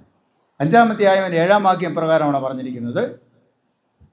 6 പ്രകാരം വായിക്കുന്നു: അടിമ വീടായ മിസ്രയീം ദേശത്ത് നിന്നെ കൊണ്ടുവന്ന യഹോവയായ ഞാൻ നിന്റെ ദൈവമാകുന്നു. ഞാനല്ലാതെ അന്യദൈവങ്ങൾ നിനക്ക് ഉണ്ടാകരുത്. അത് കൽപ്പനയാണ്, 1-ാമത്തെ കൽപ്പനയാണ് അല്ലേ? ഞാനല്ലാതെ അന്യദൈവങ്ങൾ നിനക്ക് ഉണ്ടാകരുത്. എന്താണ് അതിൻ്റെ അർത്ഥം? എന്താണ് അത്? ആരോട് പറഞ്ഞതാ? ഇസ്രായേൽ മക്കളോട് പറഞ്ഞതാണ് ദൈവം. നമ്മൾ ഓർത്തിരിക്കേണ്ട കാര്യം എന്ന് പറഞ്ഞാൽ ഇതാണ്: അധ്യാപകർ അവരെ പഠിപ്പിക്കുമ്പോൾ, സ്ഥിരീകരണത്തിന് വേണ്ടി കുട്ടികളെ പഠിപ്പിക്കുമ്പോൾ അവരെല്ലാം കുറെ കൂടെ വൈഡായിട്ട് എന്ത് ചെയ്യണം? വായിക്കണം അല്ലേ? ഞാനല്ലാതെ അന്യദൈവങ്ങൾ ഉണ്ടാക്കരുതെന്ന് പറഞ്ഞാൽ അർത്ഥം ഇതൊരു ഏകദൈവ വിശ്വാസ പ്രമാണമാണ് അല്ലേ? ഏകദൈവ വിശ്വാസ പ്രമാണമാണ്. അല്ലെങ്കിൽ ഞാനാണ് ദൈവം, വേറെ ദൈവം ഉണ്ടായിരുന്ന ഏകദൈവമേ ഉള്ളൂ അല്ലേ? ഇസ്രായേൽ മക്കളെ ചുറ്റുപാട് മുഴുവൻ വേറെ ധാരാളം ദൈവങ്ങളുണ്ടായിരുന്നു. ഓർത്തിരിക്കണം, ഇസ്രായേൽ മക്കളുടെ ചുറ്റുപാടും ധാരാളം ദൈവങ്ങളുണ്ട്. ആ ധാരാളം ദൈവങ്ങളുള്ള ഇടത്താണ് ഇസ്രായേൽ മക്കളോട് ദൈവം പറയുന്നത്, അവരൊന്നുമല്ല, ആരാണ്? ഞാനല്ലാതെ ഒരു ദൈവം നിങ്ങൾക്ക് ഉണ്ടാകണം. അപ്പോൾ അങ്ങനെയാണെങ്കിൽ നമ്മളെ ഇന്നത്തെ നമ്മുടെ ജീവിത സാഹചര്യത്തിൽ അതെങ്ങനെ ബന്ധപ്പെട്ട് കിടക്കുന്നു? പിള്ളേരൊക്കെ പരീക്ഷയ്ക്ക് എഴുതുമ്പോൾ അല്ലേ, പരീക്ഷ എടുത്ത് വരുമ്പോൾ എന്ത് ചെയ്യും? കുറേ പേര് ഉപദേശിയോട് വിളിച്ച് പ്രാർത്ഥിക്കും, അച്ഛനോട് വിളിച്ച് പ്രാർത്ഥിക്കും, പ്രാർത്ഥനക്കാരെ വിളിച്ച് പ്രാർത്ഥിക്കും, പപ്പായോടും മമ്മിയോടും പ്രാർത്ഥിക്കാൻ പറയും, വല്യപ്പച്ചനോടും വല്യപ്പച്ചനോടും പ്രാർത്ഥിക്കാൻ പറയും. പിന്നെ അങ്ങനെ ഇരിക്കുമ്പോൾ നമ്മൾ എന്ത് ചെയ്യും? പല പല പള്ളിയിൽ പോയി പ്രാർത്ഥിക്കും, പല പല സ്തോത്ര കാഴ്ചകളിൽ അവിടെ ഇവിടെ എഴുതും അല്ലേ. അതെല്ലാം ഇതുമായിട്ടും യോജിച്ച് പോകുമോ? ഇല്ല. അവിടെ ഇടുക, ഇവിടെ ഇടുക അല്ലേ. ഈ എണ്ണ എങ്ങോട്ട് കൊടുത്തേക്കുക? ഒരു കുപ്പി എണ്ണ അതിനടുത്ത് കൊണ്ടേ കൊടുത്താൽ അല്ലേ. ഈ തിരി അവിടെ കൊണ്ടുവന്നുകൊണ്ടേ കത്തിച്ചേ അല്ലേ. ഈ കാഴ്ച അവിടെ കൊണ്ടുപോയി ഇട്ടേ. എനിക്ക് വേണ്ടി ഇങ്ങോട്ട് എവിടെ ചെല്ലുമ്പോൾ അവിടെ ഒന്ന് പ്രാർത്ഥിച്ചോ. എവിടെയാ? ഇവിടെ ദൈവത്തിൻ്റെ ദൈവ സാന്നിധ്യം ഉണ്ടെന്നും എന്നെ മാത്രമേ ആരാധിക്കാന്നുള്ള പറഞ്ഞിരിക്കുന്നു. ഇവിടെ ആൾക്കാർ എന്ത് ചെയ്യുന്നു? വേറെ സ്ഥലത്തും കൂടെ പോവുകയാണ്. അതിനാണ് അന്യദൈവ ആരാധന എന്ന് പറയുന്നത്. ശക്തമായിട്ട് പറഞ്ഞിരിക്കുന്നു, ഞാനല്ലാതെ എന്ത് ചെയ്യരുത്, ഒരു ദൈവം നിങ്ങൾക്ക് ഉണ്ടാകും. ഓക്കെ, രണ്ടാമത്തെ കൽപ്പന എന്താ പറഞ്ഞിരിക്കുന്നത്? ഒരു വിഗ്രഹം ഉണ്ടാക്കുന്നത് അല്ലേ. വിഗ്രഹ ആരാധനയെക്കുറിച്ചാണ് പറഞ്ഞിരിക്കുന്നത്. നമുക്കറിയാം, വേദോസ്തം നമ്മൾ നോക്കുമ്പോൾ ഇസ്രായേൽ മക്കളല്ലാതെ എല്ലാ ആൾക്കാർക്കും എന്തുണ്ട്? വിഗ്രഹങ്ങളുണ്ട്. ധാരാളം വിഗ്രഹങ്ങളെക്കുറിച്ച് പറയുന്നുള്ളൂ. പല രൂപത്തിലും ഭാവത്തിലുള്ള വിഗ്രഹങ്ങളെക്കുറിച്ച് പറഞ്ഞിട്ടുണ്ട്. ചിലത് മൃഗങ്ങളുടെ രൂപമാണ്. ഇസ്രായേൽ മക്കൾ പലപ്പോഴും ആകർഷിക്കപ്പെട്ടു പോയ ഒരു വിഗ്രഹമുണ്ട്. ഏതാ വിഗ്രഹം? കാളക്കുട്ടി അല്ലേ. കാളക്കുട്ടി അവർക്ക് എവിടെ നിന്ന് കിട്ടിയ ഐഡിയ അല്ലേ? മരുഭൂമിയിൽ ഏതായാലും വേറെ വിഗ്രഹമൊന്നുമില്ല. പക്ഷെ എവിടെ നിന്ന് അവിടെ കിട്ടിയത്? മോശയിൽ കുറച്ച് ദിവസം കണ്ടില്ലെന്ന് പറഞ്ഞ ഉടനെ അവരെന്തുണ്ടാക്കി? കാളക്കുട്ടി ഉണ്ടാക്കി. അപ്പോൾ കാളക്കുട്ടി എവിടെയുണ്ട്? കാളക്കുട്ടി എവിടെ ഇരിക്കുന്നു? അവരുടെ ഉള്ളിലിരിക്കും. കാളക്കുട്ടി അവരുടെ ഉള്ളിലിരിക്കുക അല്ലേ. ഒരു പ്രത്യേക സമയത്ത് എന്ത് ചെയ്തു? അതൊരു വിഗ്രഹത്തിൻ്റെ രൂപത്തിൽ, ദൃശ്യരൂപത്തിൽ അവർ കൊണ്ടുവന്നു അല്ലേ. ദൈവത്തിന് അത് ഇഷ്ടമായിരുന്നോ? അല്ലായിരുന്നു. ദൈവത്തിന് ഇഷ്ടമല്ലായിരുന്നു. കാളക്കുട്ടി ഉണ്ടാക്കി ദൈവത്തിന് ഇഷ്ടമായില്ല അല്ലേ. വിഗ്രഹം എന്ത് ചെയ്യരുത്? ഉണ്ടാക്കരുത്. അതിന് സേവിക്കരുത്, നമസ്കരിക്കരുത് അല്ലേ. വിഗ്രഹത്തെ സേവിക്കാതെ നമസ്കരിക്കാതിരുന്ന ഒരു 3 ബാലന്മാരെ കുറിച്ച് അറിയാം അല്ലേ. ബാലന്മാരല്ല, ആ സമയത്ത് അവർ ബാലന്മാരല്ല. ആരായിരുന്നു പേര്? ശത്രുക്ക് മേശക്ക് അഭേദ്രവോ അല്ലേ. അവർ കുഞ്ഞുനാളിലെ ബാബേൽ സംസ്ഥാനത്ത് ചെന്നതാണ്. ബൈലോൺ സാമ്രാജ്യത്തിൽ ബാലന്മാരായിരുന്നപ്പോൾ ചെന്നതാണ്. അവരതിനുശേഷം പഠിച്ചത് മുഴുവൻ കൽദയരുടെ ഭാഷയാണ്, കൽദയരുടെ അറിവാണ്, ജ്ഞാനമാണ്, അവിടുത്തെ രീതികളാണ്. രാജ്യതന്ത്രജ്ഞത കൽദയരുടെ രീതിയാണ് പഠിച്ചത്. പക്ഷേ വിഗ്രഹത്തെ ആരാധിക്കണമെന്ന് പറഞ്ഞപ്പോൾ അവരെന്ത് ചെയ്തില്ല? പറ്റത്തില്ലെന്നോ അല്ലേ. പറ്റത്തില്ലെന്ന് പറഞ്ഞാൽ അതിൻ്റെ ശിക്ഷ എന്തായിരുന്നു? തൊട്ടടുത്ത് തന്നെ ഭയങ്കര ഒരു ആഴി ഉണ്ടാക്കിയിട്ടുണ്ട് അല്ലേ. കുഴി, വലിയ അഗ്നികുണ്ഡം ഉണ്ടാക്കിയിട്ടുണ്ട്. നമസ്കരിക്കാത്തവരെ ആ നിമിഷം എന്ത് ചെയ്യും? അതിനകത്ത് കൊണ്ടേയിടും. ശത്രുക്ക് മേശക്ക് അഭേദ്രവോവിന് എന്ത് ചെയ്തു? ഒരു ചാൻസും കൂടെ കൊടുത്തു. കാരണം രാജാവിന് അവരെ അത്രയും ഇഷ്ടമായിരുന്നു. അത്രയും ബുദ്ധിമാന്മാരും കാണാൻ കൊള്ളാവുന്നവരും ഭരണതന്ത്രത്തിലുള്ളവരും നിപുണന്മാരുമായ ആൾക്കാരെ, ഏത് ചോദ്യത്തിന് എപ്പോൾ ചോദിച്ചാലും ഉത്തരമുള്ള ആൾക്കാർ, ഉള്ള ചുണയോടെ കാര്യങ്ങൾ നിർത്തുന്ന ആൾക്കാർ, ഒരു കാര്യത്തിന് അവരെ എന്ത് ചെയ്തില്ല? മാറ്റി നിർത്താൻ പറ്റാത്ത ആൾക്കാർ. അതുകൊണ്ട് രാജാവിനോട് അവർക്ക് ഇഷ്ടമുണ്ടായിരുന്നു. അതുകൊണ്ട് ഒരു ചാൻസും കൂടെ കൊടുത്തു. ഒരു തവണയും കൂടെ എന്ത് ചെയ്തു? കാഹളബോധി അല്ലേ. പക്ഷെ അവർ തല വണക്കിയോ? ഇല്ല. അവർ പറഞ്ഞു, രാജാവേ, ഇതിന് ഉത്തരം പറയാൻ ആവശ്യമില്ല. കാരണം എന്താണ്? ഞങ്ങൾ വിഗ്രഹത്തെ ആരാധിക്കുകയില്ല. രാജാവ് നിർത്തിയ ഈ ബിംബത്തെ നമസ്കരിക്കുകയുമില്ല. ഞങ്ങളെ രക്ഷിപ്പാൻ ഞങ്ങൾ വിശ്വസിക്കുന്ന ദൈവത്തിന് സാധിക്കും. ഇനിയിപ്പം രക്ഷിച്ചില്ലെങ്കിലും എന്ത് ചെയ്തില്ല? ഞങ്ങൾ ബിംബത്തെ, വിഗ്രഹത്തെ എന്ത് ചെയ്തില്ല? ആരാധിക്കത്തില്ല, വണക്കത്തില്ല എന്ന് പറഞ്ഞു. ബാലന്മാരായിരുന്നു പോയ പിള്ളേരാ അല്ലേ. അവർ വലിയ പ്രായമുള്ള ആൾക്കാരായി. എവിടുന്ന് അവർക്ക് ഈ ഉറപ്പ് കിട്ടിയത്? അവരെ ചെറുപ്രായത്തിൽ കിട്ടി അല്ലേ. അവരവരുടെ മാതാപിതാക്കന്മാരെ പഠിപ്പിച്ചു, ചെറുപ്രായത്തിൽ പഠിപ്പിച്ചു. എന്താ പഠിപ്പിച്ചത്? അവരുടെ ഗുരുക്കന്മാരെന്ത് ചെയ്തു? അവരെ പഠിപ്പിച്ചു. അവരുടെ ശാസ്ത്രിമാരെന്ത് ചെയ്തു? അവരെ പഠിപ്പിച്ചു. പുരോഹിതന്മാരെ പഠിപ്പിച്ചു. ചെറുപ്പത്തിൽ എന്ത് ചെയ്തു? അവർക്ക് വേദപഠനം കൊടുത്തു. വളരെ ചെറുപ്പത്തിൽ എന്ത് ചെയ്തു? അവരെ അവരുടെ വേദപുസ്തകം, അവരുടെ കൽപ്പനകൾ പഠിപ്പിച്ചു. അതിനകത്ത് ഏറ്റവും പ്രധാനപ്പെട്ട ഒരു കൽപ്പനയാണ് ഇത്, വിഗ്രഹത്തെ നമസ്കരിക്കുന്നത് അല്ലേ. അത് ചെറുപ്പത്തിൽ പഠിച്ചിരുന്നുണ്ട്, അവരുടെ മനസ്സിൽ ഉണ്ടായി അല്ലേ. ഓക്കെ, ചോദ്യം ഇതാണ്, പ്രിയ മാതാപിതാക്കന്മാരെ, ജ്ഞാനപാതകന്മാരെ, കുഞ്ഞുങ്ങളെ, നിങ്ങളുടെ മക്കളെ നിങ്ങൾ വിശ്വാസം പഠിപ്പിച്ചുവോ? വിശ്വാസം നിങ്ങൾ അവരെ പഠിപ്പിച്ചുവോ? പ്രാർത്ഥന അവർക്ക് ചൊല്ലിക്കൊടുത്തുവോ? കർത്താവിൻ്റെ പ്രാർത്ഥന അവരെ പഠിപ്പിച്ചോ? 10 കൽപ്പന അവരെ പഠിപ്പിച്ചോ? ചെറുപ്രായത്തിൽ. അത് നമ്മളോട് തന്നെ ചോദിക്കും. കൽപ്പന പഠിക്കുമ്പോൾ അങ്ങനെ നമ്മളെ പഠിക്കണം, അല്ലേ? ചുറ്റുപാട് ധാരാളം അന്യദൈവ ആരാധന കണ്ടേക്കാം. ഒരു ദൈവവൈതൽ എന്ത് ചെയ്യരുത്? അതിനെ കുമ്പിടരുത്, അതിന് നേർച്ച കാഴ്ചകൾ അർപ്പിക്കരുത്. ആർക്ക് നേരണം? നേരാൻ പറഞ്ഞു, നേർച്ചയ്ക്ക് ഇടാൻ പറഞ്ഞിട്ടുണ്ട്. ആർക്കാ? ദൈവത്തിന് നേരുകയും നിവർത്തിക്കുകയും ചെയ്യുകയും, അല്ലേ? നേർച്ച ഇടാം. ആർക്കാ? ദൈവത്തിന്. ദൈവത്തിന് നേർച്ച ഇടാൻ സർവശക്തനായ ദൈവത്തിന് നേർച്ച ഇടണം. വേറെ ആർക്കും എന്ത് ചെയ്യരുത്? നേർച്ച ഇടരുത്. പിന്നെ നമ്മളതിങ്ങനെ വായിച്ചു വരുമ്പോൾ പിന്നെയും എൻ്റെ ധാരാളം കാര്യങ്ങളത് രേഖപ്പെടുത്തിയിരിക്കാനാണ്. ശ്രദ്ധിക്കല്ലേ? നിന്റെ അപ്പനെയും അമ്മയും ബഹുമാനിക്കുക എന്ന് പറഞ്ഞാൽ എന്താണ്? രാവിലെ എഴുന്നേറ്റ് അപ്പ വന്ദനം എന്ന് പറയുന്നത് അതാണോ? അമ്മയെ വന്ദനം എന്ന് പറയുന്നത് അതാണോ? എന്തായിരിക്കും അപ്പനെയും അമ്മയും ബഹുമാനിക്കുക?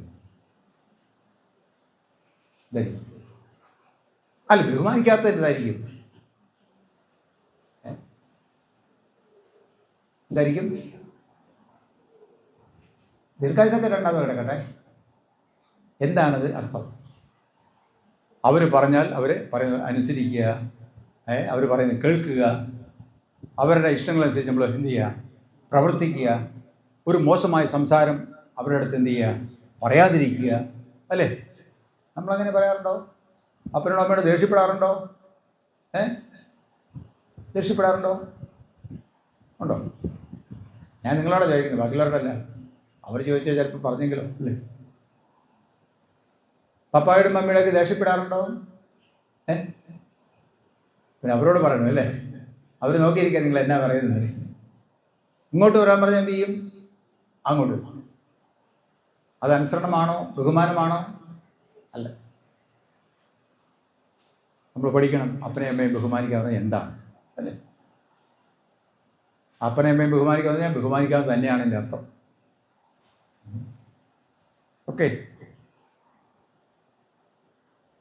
ധാരാളം കാര്യങ്ങൾ കൽപ്പനകൾ പറഞ്ഞിട്ടുണ്ട്, 10 പറഞ്ഞിട്ടുണ്ട്, അല്ലേ? അത് ഓരോന്നും നമ്മൾ ഓർത്തോണം. അത് എന്താണെന്ന് നമ്മൾ വിശദീകരിച്ചറിയണമെങ്കിൽ, എന്താണ് അപ്പനെയും അമ്മയും ബഹുമാനിക്കുക അല്ലെങ്കിൽ അപമാനിക്കുക എന്ന് പറഞ്ഞാൽ എന്താണെന്ന് അറിയണമെങ്കിൽ ആ കൽപ്പനകൾ കഴിഞ്ഞ് കിടക്കുന്ന കാര്യങ്ങൾ എന്ത് ചെയ്യണം? നമ്മൾ വായിച്ചു നോക്കണം. ഓക്കെ, കൽപ്പന കഴിഞ്ഞ് കിടക്കുന്ന കാര്യങ്ങൾ എന്ത് ചെയ്യണം? വായിച്ച് നോക്കണം. ഓക്കെ. മുമ്പത്തെ ചോദ്യത്തിന് ഉത്തരം നിങ്ങൾ പറഞ്ഞില്ല. കർത്താവ് പറഞ്ഞു ന്യായപ്രമാണത്തിൻ്റെയും പ്രവാചകന്മാരുടെയും ചുരുക്കം. ഏതാണത്? ഒരുമിച്ച് പറഞ്ഞില്ല. ഞാൻ ഓരോരുത്തരോടും എന്ത് ചെയ്യും? എഴുന്നേൽപ്പ് ചേർത്തി ചോദിക്കും, അല്ലേ?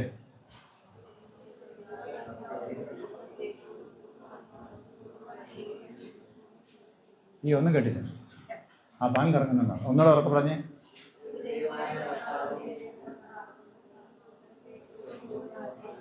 സ്നേഹിക്കണം. അത് ഒന്നാമത്തെ കൽപ്പന. രണ്ടാമത്തേത് എൻ്റെ കൂട്ടുകാരനെ നിന്നെ പോലെ തന്നെ സ്നേഹിക്കണം. ഈ 2 കൽപ്പനകളിൽ പ്രവാചകന്മാരും അടങ്ങിയിരിക്കുന്നു, അല്ലേ? അപ്പോൾ നിങ്ങളെല്ലാം കൂടെ എന്നാ പറഞ്ഞു? അത് പറഞ്ഞു കഴിയുമ്പോൾ എന്നാ പറഞ്ഞു? കർത്താവ് ഈ കൽപ്പനയെ കാക്കാൻ ഞങ്ങളുടെ ഹൃദയങ്ങളെ വണക്കണമെന്നത്, അല്ലേ? ഇപ്പം പിന്നെ ഒരു കുഴപ്പം പറ്റിയിട്ടുണ്ട്. ഇപ്പം സാധാരണ ആരാധകർ എന്ത് ചെയ്യുന്നില്ല? ഈ കാര്യങ്ങൾ ക മ എന്നൊരു അക്ഷരം എന്ത് ചെയ്യുന്നില്ല? മിണ്ടുന്നില്ല. എല്ലാം മിണ്ടുന്നത് ആരാണ്? അതുകൊണ്ട് വയറുകാരെ നിങ്ങൾ വളരെ സൂക്ഷിക്കണം കേട്ടോ, വളരെ സൂക്ഷിക്കണം. നിങ്ങളാണ് ഇതിന് മറുപടി പറയുന്നത്. എന്താ മറുപടി പറഞ്ഞേ? ഈ കൽപ്പനയെ കാപ്പാൻ ഞങ്ങളുടെ ഹൃദയങ്ങളെ വളർക്കണം. ഇവർ പറയേണ്ടതായിരുന്നു. നിങ്ങൾ അത് പറഞ്ഞാൽ എന്ത് ചെയ്തില്ല? അവരത് പറഞ്ഞില്ല കേട്ടോ. ശ്രദ്ധിച്ചോടെ. ഈ കൽപ്പനയെ കാപ്പാൻ ഞങ്ങളുടെ ഹൃദയങ്ങളെ വണക്കണമേ. വണക്കണം എന്ന് പറഞ്ഞാൽ സഹായിക്കണം എന്നർത്ഥം, അല്ലെങ്കിൽ കൽപ്പന അനുസരിപ്പാൻ സഹായിക്കണം, അല്ലേ? ഏത് കൽപ്പനയാ? ഈ 2 കൽപ്പന. ഈ 2 കൽപ്പന എന്തിലടങ്ങിയിട്ടുണ്ട്? സകല ന്യായപ്രമാണവും പ്രവാചകന്മാരും അടങ്ങിയിരിക്കുന്നു. ന്യായപ്രമാണം ഏതല്ലവാ? അറിഞ്ഞു? ന്യായപ്രമാണം ഏതാ?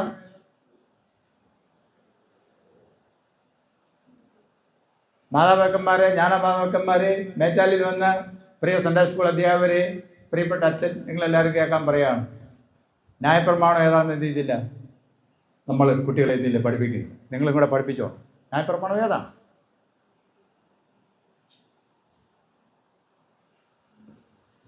ഓക്കെ, ഞാൻ തന്നെ പറയാം കേട്ടോ. ഉൽപ്പത്തി, പുറപ്പാട്, ലേവ്യ, സംഖ്യ, ആവർത്തനം, ഈ 5 പുസ്തകങ്ങളാണ് ന്യായപ്രമാണ പുസ്തകങ്ങൾ. ഏതാ? ഉൽപ്പത്തി, പുറപ്പാട്, ലേവ്യ, സംഖ്യ, ആവർത്തനം, ഈ 5 പുസ്തകങ്ങളാണ് ന്യായപ്രമാണ പുസ്തകങ്ങൾ. അപ്പോൾ ഈ 2 കൽപ്പനയിൽ സകല ന്യായപ്രമാണവും, ഉൽപ്പത്തി തൊട്ട് ആവർത്തനം വരെയുള്ള പുസ്തകങ്ങളും, പിന്നെ ന്യായപ്രമാണവും, പിന്നെ എന്നാ അടങ്ങിയിരിക്കുന്നത്? പ്രവാചകന്മാരാരില്ലവാ?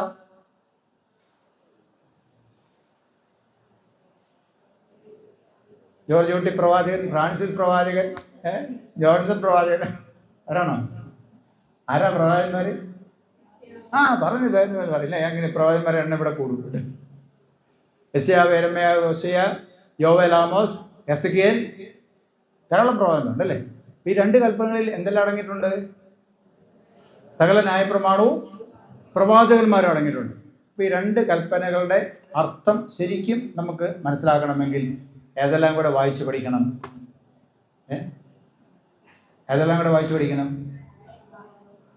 ഞാൻ പറഞ്ഞ ആശയം മനസ്സിലായോ? ഈ 2 കൽപ്പനകളുടെ പൊരുൾ, അർത്ഥം പൂർണ്ണമായിട്ട് നമുക്ക് മനസ്സിലാക്കണമെങ്കിൽ നമ്മൾ ന്യായപ്രമാണ പുസ്തകങ്ങളാകുന്ന ഉൽപ്പത്തി തൊട്ട് ആവർത്തനം വരെയുള്ള പുസ്തകങ്ങളും പ്രവാചകന്മാരുടെ പുസ്തകങ്ങളും വായിക്കണം. വായിച്ചാൽ മാത്രമേ ഈ 2 കൽപ്പനകളുടെ അർത്ഥം യഥാർത്ഥത്തിൽ മനസ്സിലാക്കണം. ഓക്കെ, അതുകൊണ്ടാണ് ഞാൻ പറയുന്നത്, കൽപ്പന അതേപടി പഠിച്ചാൽ എന്ത് ചെയ്യത്തില്ല? നമുക്കൊന്നുമേ അത് നമ്മൾ എന്ത് ചെയ്യത്തില്ല? സ്വാധീനം ചെലുത്തത്തില്ല. നമുക്ക് അറിയത്തില്ല, അല്ലേ? അറിയത്തില്ല എന്താ. ഞാനല്ലാതെ അന്യദൈവങ്ങൾ ഉണ്ടാകരുതെന്ന് പറയുമ്പോൾ അതിൻ്റെ അർത്ഥം എന്ന് പറയുന്നത്, നമ്മൾ ആ ഭാഗം വായിച്ചു നോക്കാൻ അറിയത്തുള്ളൂ. ഇസ്രായേൽ മക്കളുടെ ഏറ്റവും വലിയ തെറ്റ് എന്ന് പറയുന്നത് എന്തായിരുന്നു? അവർ ഈ യഹോവയാകുന്ന ദൈവത്തെ വിട്ടുപോയി മറ്റു ദൈവങ്ങളെ ആരാധിച്ചു എന്നുള്ളതാണ്. അത് മനസ്സിലാകണമെങ്കിൽ, ആ കൽപ്പനയുടെ പ്രാധാന്യം മനസ്സിലാകണമെങ്കിൽ എന്ത് ചെയ്യണം? ഇസ്രായേൽ മക്കളുടെ ജീവിത രീതി നോക്കണം. ചുറ്റുപാടുമുള്ള അന്യദൈവങ്ങളിലേക്ക് അവർ പോയത് ഓർക്കണം. അതുമൂലം അവർക്കുണ്ടായ കാലാകാലങ്ങളുണ്ടായ തലമുറയായിട്ടുണ്ടായ ഇവിടെ നഷ്ടങ്ങളെക്കുറിച്ച്, കഷ്ടങ്ങളെക്കുറിച്ച്, പ്രയാസങ്ങളെക്കുറിച്ച്, പ്രവാസങ്ങളെക്കുറിച്ച് എന്ത് ചെയ്യണം? നിങ്ങൾ മനസ്സിലാകണം. ഒറ്റ കൽപ്പനയാണ്, ഞാനല്ലാതെ അന്യദൈവങ്ങൾക്കുണ്ടാകണം. അത് ദൈവം ഒരിക്കലും എന്ത് ചെയ്തില്ല? സഹിക്കുന്ന കാര്യമേ അല്ല. ആ ദൈവമാണ് നമ്മളെ സൃഷ്ടിച്ചത്. സൃഷ്ടിച്ച ദൈവത്തെ മറന്നു പോകുക എന്നതിൻ്റെ അർത്ഥം, അല്ലേ? സൃഷ്ടിച്ചവനേക്കാൾ സൃഷ്ടി ആരാധിക്കുക, അതാണ് മനുഷ്യൻ ചെയ്ത ഏറ്റവും വലിയ തെറ്റ് എന്ന് റോമാലേഖനത്തിൽ കൃത്യമായിട്ടും പറഞ്ഞു. ഓക്കെ, അതുകൊണ്ട് നമ്മൾ ഈ 2 കൽപ്പനയുടെ പൊരുൾ അറിയണമെങ്കിൽ എന്ത് ചെയ്യണം? ഓക്കെ, ഒരു ഉദാഹരണം കൂടെ ഞാൻ പറഞ്ഞ ആ ഭാഗം വിടാം. മോശ ഇസ്രായേൽ മക്കൾക്ക് ഈ കൽപ്പന കൊടുത്തു, അല്ലേ? ആരാ മോശയ്ക്ക് ഈ കൽപ്പന കൊടുത്തത്? ആരാ കൊടുത്തത്? ദൈവം. അത് പുറപ്പാട് പുസ്തകം ഏതാം അധ്യായത്തിൽ പറഞ്ഞിരിക്കുന്നു? 20-ാം അധ്യായത്തിൽ പറഞ്ഞിരിക്കുന്നു. ഓക്കെ, 20-ാം അധ്യായത്തിൽ പറഞ്ഞിരിക്കുന്ന കൽപ്പന, അത് നമ്മൾ വായിച്ചു നോക്കുമ്പോൾ, തുടർച്ചയായിട്ട് വായിച്ചു പോകുമ്പോൾ ഏതാണ്ട് 34-35-ാം അധ്യായം വരെ എന്ത് ചെയ്യുന്നുണ്ട്? മോശ ആ സമയം വരെയും ദൈവത്തിൻ്റെ സന്നിധിയിലായിരുന്നു. എത്ര ദിവസം ഉണ്ടായിരുന്നു മോശ ദൈവത്തിൻ്റെ സന്നിധി? എത്ര ദിവസം ഇരുന്നു? എത്ര ദിവസം ഇരുന്നു? അറിയത്തില്ല. എത്ര ദിവസം കൊണ്ടാണ് കൽപ്പന എഴുതി കിട്ടിയത്? ഉറക്കെ പറ. 40. ഓക്കെ, 40 എന്ന് ഒരു കൊച്ചു പറഞ്ഞു. കൊച്ചല്ല കേട്ടോ. ഓക്കെ, ഒരു സ്ഥിരയുടെ ആള് പറഞ്ഞു, സ്ഥാനാർത്ഥി പറഞ്ഞു. ബാക്കിയുള്ളവർ യോജിക്കുന്നോ? വേറെ ഉത്തരവുണ്ട് പറയാം.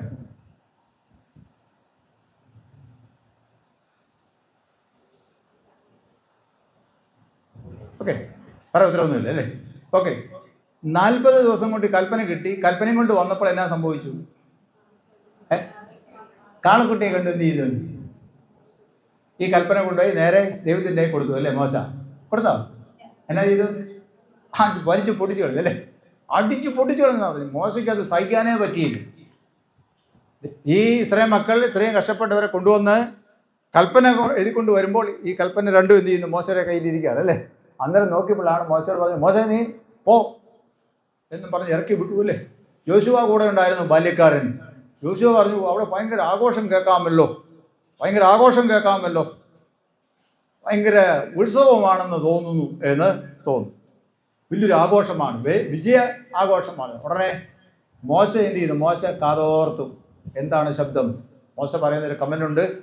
അത് ജയിച്ചു വരുന്നവരുടെ ആഘോഷമല്ല, യുദ്ധത്തിൽ ജയിച്ചു വരുന്ന ആഘോഷമല്ല, അല്ലാതുള്ള ആഘോഷങ്ങളുമല്ല. മോശയ്ക്ക് എന്ത് മനസ്സിലായി? മോശയ്ക്ക് ശബ്ദം കേൾക്കുമ്പോൾ അറിയാം, ആഘോഷത്തിൻ്റെ ആ ശബ്ദങ്ങൾ കേൾക്കുമ്പോൾ ഈ ദൈവപുരുഷനായ മോശയ്ക്ക് അറിയാം എന്താണത്, അല്ലേ? യോശുവയ്ക്ക് അത്ര മനസ്സിലായില്ല. അവിടെ ചെന്ന് നോക്കിയപ്പോൾ എന്താണ് സംഭവം? യുദ്ധത്തിൽ ജയിച്ചൊന്നുമല്ല, പിന്നെ എന്താണ്?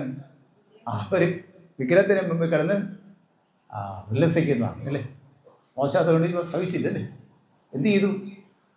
മോശ ആ കൽപ്പലക എറിഞ്ഞ് പൊട്ടിച്ച് കളഞ്ഞു നടന്നു. അതുകൊണ്ടും മോശയുടെ ദേഷ്യം തീർന്നില്ല. മോശ വന്ന് പറഞ്ഞു, എന്താ പറഞ്ഞു? നിങ്ങളെന്താണ് ഈ കാണിച്ചത്, അല്ലേ? യഹോവയുടെ പക്ഷത്തുള്ളവൻ എല്ലാവരും എൻ്റെ പക്ഷത്ത് വരട്ടെ എന്ന് പറഞ്ഞു, എൻ്റെ അടുക്ക് വരട്ടെ. മോശയുടെ ഒരു ആഹ്വാനമാണ്, യഹോവയുടെ പക്ഷത്തുള്ളവൻ എല്ലാം എൻ്റെ അടുത്ത് വരട്ടെ. ലേവ്യരെല്ലാവരും എന്ത് ചെയ്തു? മോശയുടെ അടുത്ത് ചെന്നാ പറഞ്ഞു, വാളെടുക്കാൻ പറഞ്ഞു, എല്ലാവരെയും വീട് തോറും കയറി വെട്ടിക്കൊല്ലാൻ പറ്റില്ലേ? ദൈവത്തിന് വിരോധമായി ദൈവത്തെ വിട്ടുപോയി എല്ലാവരും എന്ത് ചെയ്യണം? കൊല്ലണം എന്ന് പറഞ്ഞു. ഒറ്റ ദിവസം 3000 പേരെ കൊന്നവൻ. ഒറ്റ ദിവസം 3000 പേരെ കൊന്നു. കാളക്കുട്ടി ആരാധിച്ച ഒറ്റ കാരണത്താൽ. മോശ എന്ത് ചെയ്തു? പറഞ്ഞു നിർത്ത്. മോശ എന്ത് ചെയ്തു? ദൈവസന്നിധിയിൽ കിടന്ന് കരഞ്ഞു എന്നാണ് പറഞ്ഞത്. ദൈവസന്നിധിയിൽ കിടന്ന് കരഞ്ഞു. ദൈവമേ ക്ഷമിക്കണം, അല്ലേ? ദൈവമേ ക്ഷമിക്കണം. ദൈവം ക്ഷമിച്ചോ? വീണ്ടും എന്ത് ചെയ്യുന്നുണ്ട്? മോശയോട് പറഞ്ഞു, നീ മുമ്പിലത്തെ പോലെ എന്ത് ചെയ്യണം? 2 കല്ലൊക്കെ ചെത്തി കൊണ്ടുവരാനൊക്കെ പറഞ്ഞു. വീണ്ടും അവിടെ ചെന്നു. ഇതുപോലെ തന്നെ 40 ദിവസം എന്ത് ചെയ്തു? സമയം ചോദിച്ചു. അപ്പോൾ യഥാർത്ഥത്തിൽ ഈ കൽപ്പന കിട്ടാൻ എത്ര ദിവസം എടുത്തു? 80 ദിവസം എടുത്തു. ആദ്യത്തെ ഒരു 40 ദിവസം, വീണ്ടും ഒരു 40 ദിവസം കൊണ്ട് കഴിഞ്ഞാണ് അവർക്ക് ആ കൽപ്പന കിട്ടിയത്. അപ്പോൾ ഞാനത് നമ്മൾ വായിക്കുമ്പോൾ ഇതെല്ലാം നമ്മുടെ മനസ്സിൽ ഓർക്കണം, ഓർത്ത് വേണം എന്ത് ചെയ്യാൻ വായിക്കാം. എങ്ങനെയാണ് ദൈവത്തിൻ്റെ പ്രവർത്തനങ്ങൾ, അല്ലേ? എങ്ങനെയാണ് ദൈവം പ്രവർത്തിച്ചിരിക്കുന്നത്, അല്ലേ? ആദ്യത്തെ കല്ലൊക്കെ ആര് ചെത്തി ചെയ്ത് ഉണ്ടാക്കിയതായിരുന്നു? ദൈവം ഉണ്ടാക്കിയത്. പിന്നത്തെ കല്ല് ആര് ചെത്തി ചെയ്താ? മോശയോട് ചെത്തി ഉണ്ടാക്കിക്കൊണ്ടില്ല നമ്മൾ, അല്ലേ? ഈ കൽപ്പന എത്ര പേജിലാണ് എഴുതിയത്? എത്ര പേജ് ഉണ്ടായിരുന്നു? പേജോ അല്ലേ? എത്ര പേജ് ഉണ്ടായിരുന്നു? ഒരു സങ്കല്പം പറയാമോ? ഓക്കെ, നമ്മളെന്ത് ചെയ്യണം? നമ്മുടെ മനുഷ്യൻ്റെ നമ്മുടെയൊക്കെയും പ്രമാണമാണ് ഈ പ്രമാണ പുസ്തകമാണ് ഇതല്ലേ? എന്ത് ചെയ്യണം? ഇത് നമ്മൾ എല്ലാ ദിവസവും വായിക്കണം. വായിക്കുമ്പോൾ എന്ത് ചെയ്യണം? ശ്രദ്ധയോടെ ഇങ്ങനെ വായിക്കണം, അല്ലേ? കല്ല് എത്ര കൽപ്പലകയാ? 2 കൽപ്പലക. ഓക്കെ, 2 കൽപ്പലയാ. അതിൻ്റെ അകത്തും പുറത്തും എന്തുണ്ടായിരുന്നു? എഴുത്തുണ്ടായിരുന്നു. പറഞ്ഞു, അകത്തും പുറത്തും എഴുത്തുണ്ടായിരുന്നു. 2 കൽപ്പലക അകത്തും പുറത്തും എഴുതുകയാണെങ്കിൽ എത്ര പേജായി? 4 പേജ്. ഇപ്പോഴത്തെ കാലത്തെ പിള്ളേർക്ക് അതൊക്കെ പറയും വളരെ ഈസി ആയിട്ട് എന്ത് ചെയ്യാൻ മനസ്സിലാകുന്നുള്ളൂ, അല്ലേ? എത്ര പേജ് ചെയ്യാം? പേജൊന്നും അവിടെ പറഞ്ഞിട്ടൊന്നുമില്ല, അത് ഞാനിങ്ങനെ പറയുന്നത് മാത്രമേ ഉള്ളൂ. പക്ഷേ അകം പുറം എഴുത്തുണ്ടായിരുന്നു പറഞ്ഞിട്ടുണ്ടല്ലേ? കൽപ്പലകയിൽ 4 പേജിൽ എഴുതി കിട്ടിയ കൽപ്പനകൾ. അതിൻ്റെ വ്യാഖ്യാനമാണ് ബാക്കിയുള്ള 35 അധ്യായങ്ങളിലും കാണുന്നത്. അതുകൊണ്ടാണ് പറഞ്ഞത്, കൽപ്പന പറഞ്ഞപ്പോൾ പറഞ്ഞത് ഈ കൽപ്പനയെക്കുറിച്ച് മനസ്സിലാക്കണമെങ്കിൽ എന്തെല്ലാം വായിക്കണം? മോശയുടെ ന്യായപ്രമാണം മുഴുവൻ എന്ത് ചെയ്യണം? വായിക്കണം. പിന്നെ പ്രവാചകന്മാരോ ഈ കൽപ്പന അനുസരിച്ചതിൻ്റെ അനുഗ്രഹങ്ങളെക്കുറിച്ചും ഈ കൽപ്പന വിട്ടുപോയതിൻ്റെ, അനുസരിക്കാതെ പോയതിൻ്റെ ഇസ്രായേൽ മക്കളെ ദൈവജനത്തിൻ്റെ മേൽ വന്ന ശിക്ഷയെക്കുറിച്ചും പ്രതിപാദിച്ചിരിക്കുന്നതാണ് ആര്? പ്രവാചകന്മാർ. അപ്പോൾ ആ പുസ്തകം കൂടെ വായിക്കണം. കൽപ്പനകളെക്കുറിച്ചുള്ള വിശദീകരണങ്ങൾ, അതുപോലെ തന്നെ അത് തെറ്റിച്ചപ്പോൾ ഇസ്രായേൽ മക്കളുടെ മേലുണ്ടായ ദൈവകോപം, അതിൽ നിന്നുള്ള ദൈവം പ്രത്യേകമായ ആൾക്കാരെ വിളിച്ച് ഉപദേശിക്കുന്നത്, അവരെ പലപ്പോഴും തിരിച്ചു കൊണ്ടുവരുന്നത്, അതെല്ലാമാണ് പ്രവാചകന്മാർ പറഞ്ഞിരിക്കുന്നത്. കൽപ്പന ശരിക്കും മനസ്സിലാക്കണം എന്ത് ചെയ്യണം? ഈ ന്യായപ്രമാണ പുസ്തകങ്ങളും പ്രവാചകന്മാരുടെ പുസ്തകങ്ങളും എന്ത് ചെയ്യണം? ചുരുക്കം ഇതാണ് പ്രിയമുള്ളവരെ, വേദവസ്തം നമ്മൾ എന്ത് ചെയ്യണം? എല്ലാ ദിവസവും വായിക്കണം. അടുത്ത ചോദ്യം, ഇന്ന് പള്ളിയിൽ വരുന്നതിന് മുമ്പ് വേദവസ്തം വായിച്ചതിന് കേൾപ്പിക്കേ. ഇന്ന് പള്ളിയിൽ വരുന്നതിന് മുമ്പ് വേദവസ്തം വായിച്ചതിന് കൈവയ്ക്കേ. ചോദ്യം കേട്ടോ? ഇന്ന് ജൂൺ മാസം 9-ാം തീയതി, 9-ാം തീയതിയാണോ 8-ാം തീയതി, വിശുദ്ധ ആരാധനയ്ക്ക് സ്ഥിരീകരണത്തിന് പള്ളിയിൽ വരുന്നതിന് മുമ്പ് വേദവസ്തം വായിച്ച സ്ഥിരീകരണ സ്ഥാനാർത്ഥികൾ കൈവയ്ക്കേ. ഓക്കെ, പ്രിയ ജ്ഞാനാ മാതാപിതാക്കന്മാരും മാതാപിതാക്കന്മാരും കേൾക്കാൻ പറയാണ്. ആരും എന്ത് ചെയ്തിട്ടില്ല? വേദോസം വായിച്ചു. നിങ്ങളത് ചോദിച്ചോ? ചോദിച്ചില്ലേ? ഉടുപ്പ് തേച്ചോ, ഷർട്ട് തേച്ചോ, ഷാള് തേച്ചോ, ഭക്ഷണം കഴിച്ചോ, വലി തേച്ചോ എന്നൊക്കെ എന്ത് ചെയ്തു? നിങ്ങൾ ചോദിച്ചു. എന്നാ ചോദിച്ചില്ല? വേദോസം വായിച്ചോ എന്ന് ചോദിച്ചു. പ്രാർത്ഥിച്ചോ എന്നും എന്ത് ചെയ്തില്ല? ചോദിച്ചില്ല. അപ്പോൾ നമ്മൾ ഇതിനൊക്കെ എന്തുമാത്രം പ്രാധാന്യം നൽകുന്നു എന്നതിൻ്റെ ഒരു നേർചിത്രമാണ് അല്ലേ. ഞാൻ നിങ്ങളെക്കുറിച്ച് പറഞ്ഞതല്ല കേട്ടോ, പൊതുവെ അങ്ങനെ ഒരു രീതി വർദ്ധിച്ചു വരുന്നുണ്ട്. മാതാപിതാക്കന്മാരും ജ്ഞാനമാതാക്കന്മാരും എന്ത് ചെയ്യുന്നില്ല? ഈ കാര്യത്തിൽ ലെവലേശം എന്ത് ചെയ്യുന്നില്ല? ശ്രദ്ധിക്കുക. അവർ ആ ഉത്തരവാദിത്തം മുഴുവൻ ആരേൽപ്പിച്ചിരിക്കുന്നു? സ്ഥിരീകരണത്തിൻ്റെ കാര്യമാണ്. ജോർജ് കുട്ടി സാർ നോക്കുക.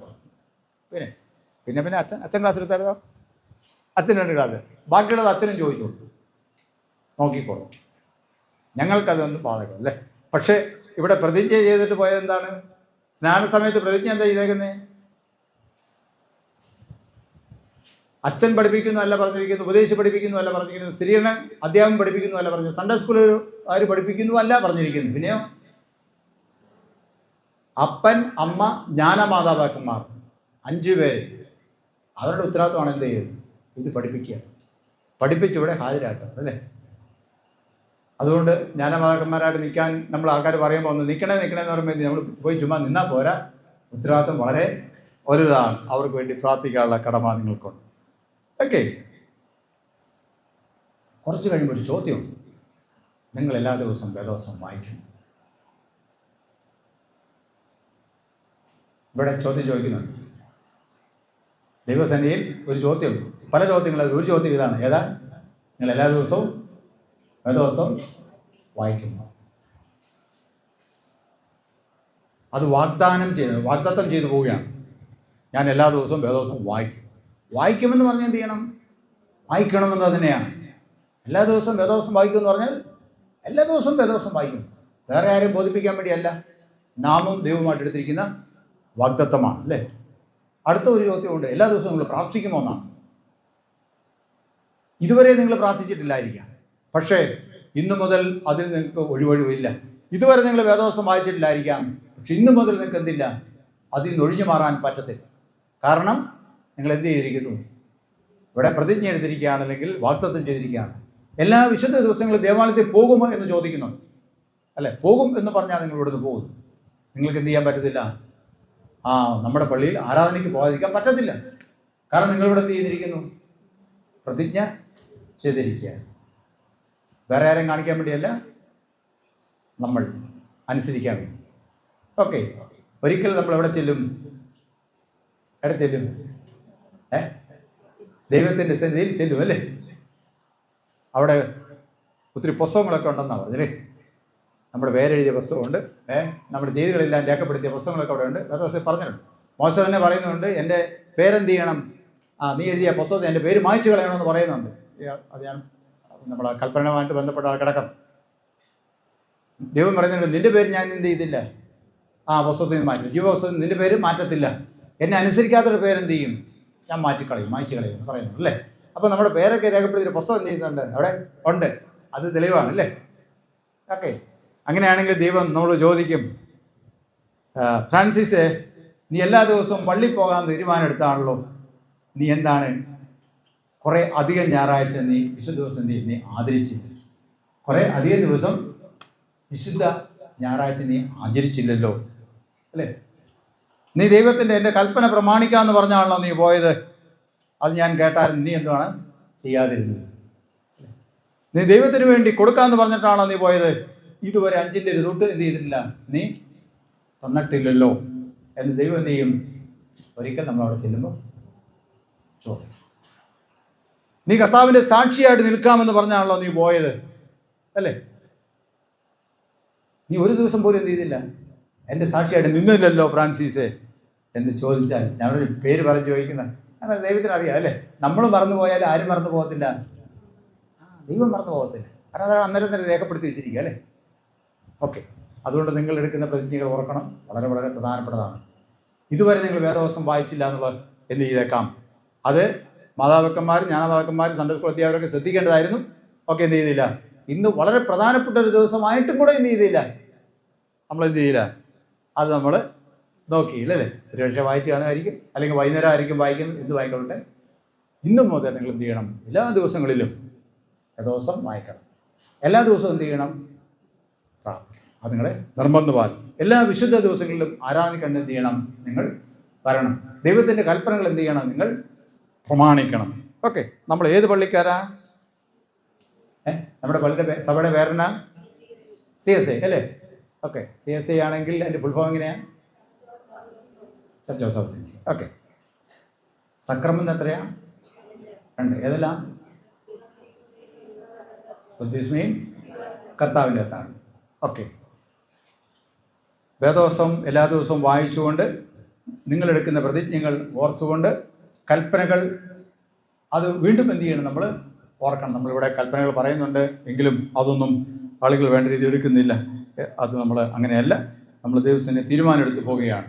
അതുകൊണ്ട് കൽപ്പനകൾ അനുസരിച്ച് മുമ്പോട്ട് പോകാൻ, അത് നിങ്ങളുടെ ജീവിതത്തിൽ എല്ലാ കാലത്തും അനുഗ്രഹമായി തീരുവാനും ഈ കൽപ്പനയെക്കുറിച്ച് പറയുന്നുണ്ട്. ഈ കൽപ്പനകൾ അനുസരിച്ചാൽ എത്ര തലമുറ വരെയാണ്?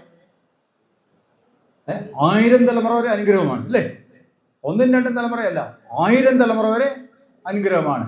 ഇത് ഒരുപക്ഷെ നിങ്ങൾ ചില ദൈവഭക്തന്മാരായ ആൾക്കാർ പറഞ്ഞു കേട്ടിട്ടുണ്ടായിരിക്കാം, ഈ വേദപുസ്തകം എടുത്തതാണ് എനിക്ക് അനുഗ്രഹമായി തരുന്നത് അല്ലേ? എൻ്റെ വല്യപ്പൻ, എൻ്റെ അപ്പൂപ്പൻ എന്ത് ചെയ്തു? വേദപുസ്തകം എടുത്തുകൊണ്ടാണ് ഞാൻ ഇന്ന് ഈ നിലയിലായത് എന്നൊക്കെ ആൾക്കാർ പറഞ്ഞു കേട്ടു അല്ലേ? അത് തലമുറയായിട്ടുള്ള ദൈവാനുഗ്രഹങ്ങളാണ് അല്ലേ? ഇതിനെതിരായിട്ട് നിന്നാലോ? എതിരായിട്ട് നിന്നാൽ അതും തലമുറയോളം എന്ത് ചെയ്യും? നമുക്ക് ശിക്ഷാവിധിക്ക് കാരണമായി തീരും. അനുഗ്രഹം നമ്മുടെ മേൽ വരികയില്ല എന്നാണ് അവിടെ പറഞ്ഞിരിക്കുന്നത്. അതുകൊണ്ട് 3-4 വർഷത്തെ ശാപമാണോ അതോ 1000-ഓളം വർഷം, 1000 തലമുറയുടെ അനുഗ്രഹമാണോ? ഏതാ വേണ്ടത്? 1000 തലമുറ അല്ലേ? നമുക്കത് എണ്ണാൻ പോലും പറ്റത്തില്ല എത്ര കാലഘട്ടം എന്നുള്ളത്. തീർച്ചയായിട്ടും ദൈവിക അനുഗ്രഹങ്ങൾ പ്രാപിക്കാൻ ഉത്സാഹിക്കാം. നമ്മളെടുക്കുന്ന പ്രതിജ്ഞകളെക്കുറിച്ച് നിശ്ചയമുള്ളവരായി, ഉറപ്പുള്ളവരായി അതെന്താണെന്ന് മനസ്സിലാക്കി മുമ്പോട്ട് പോകാനും ദൈവമക്കളായി ജീവിക്കാനും ഒരുങ്ങാം. ദൈവം തന്നെ പരിശുദ്ധാത്മാവിനാൽ അതിനെ നമ്മെ സഹായിച്ചിരിക്കുകയും ചെയ്യുമാറാകട്ടെ. ഇപ്പോൾ പിതാവായ ദൈവത്തിന്, പുത്രനായ ദൈവത്തിന്, പരിശുദ്ധാത്മാവായ ദൈവത്തിന് സകല ബഹുമാനവും കാലാവസാനം കൂടെ ഉണ്ടായിരിക്കുമാറാകട്ടെ.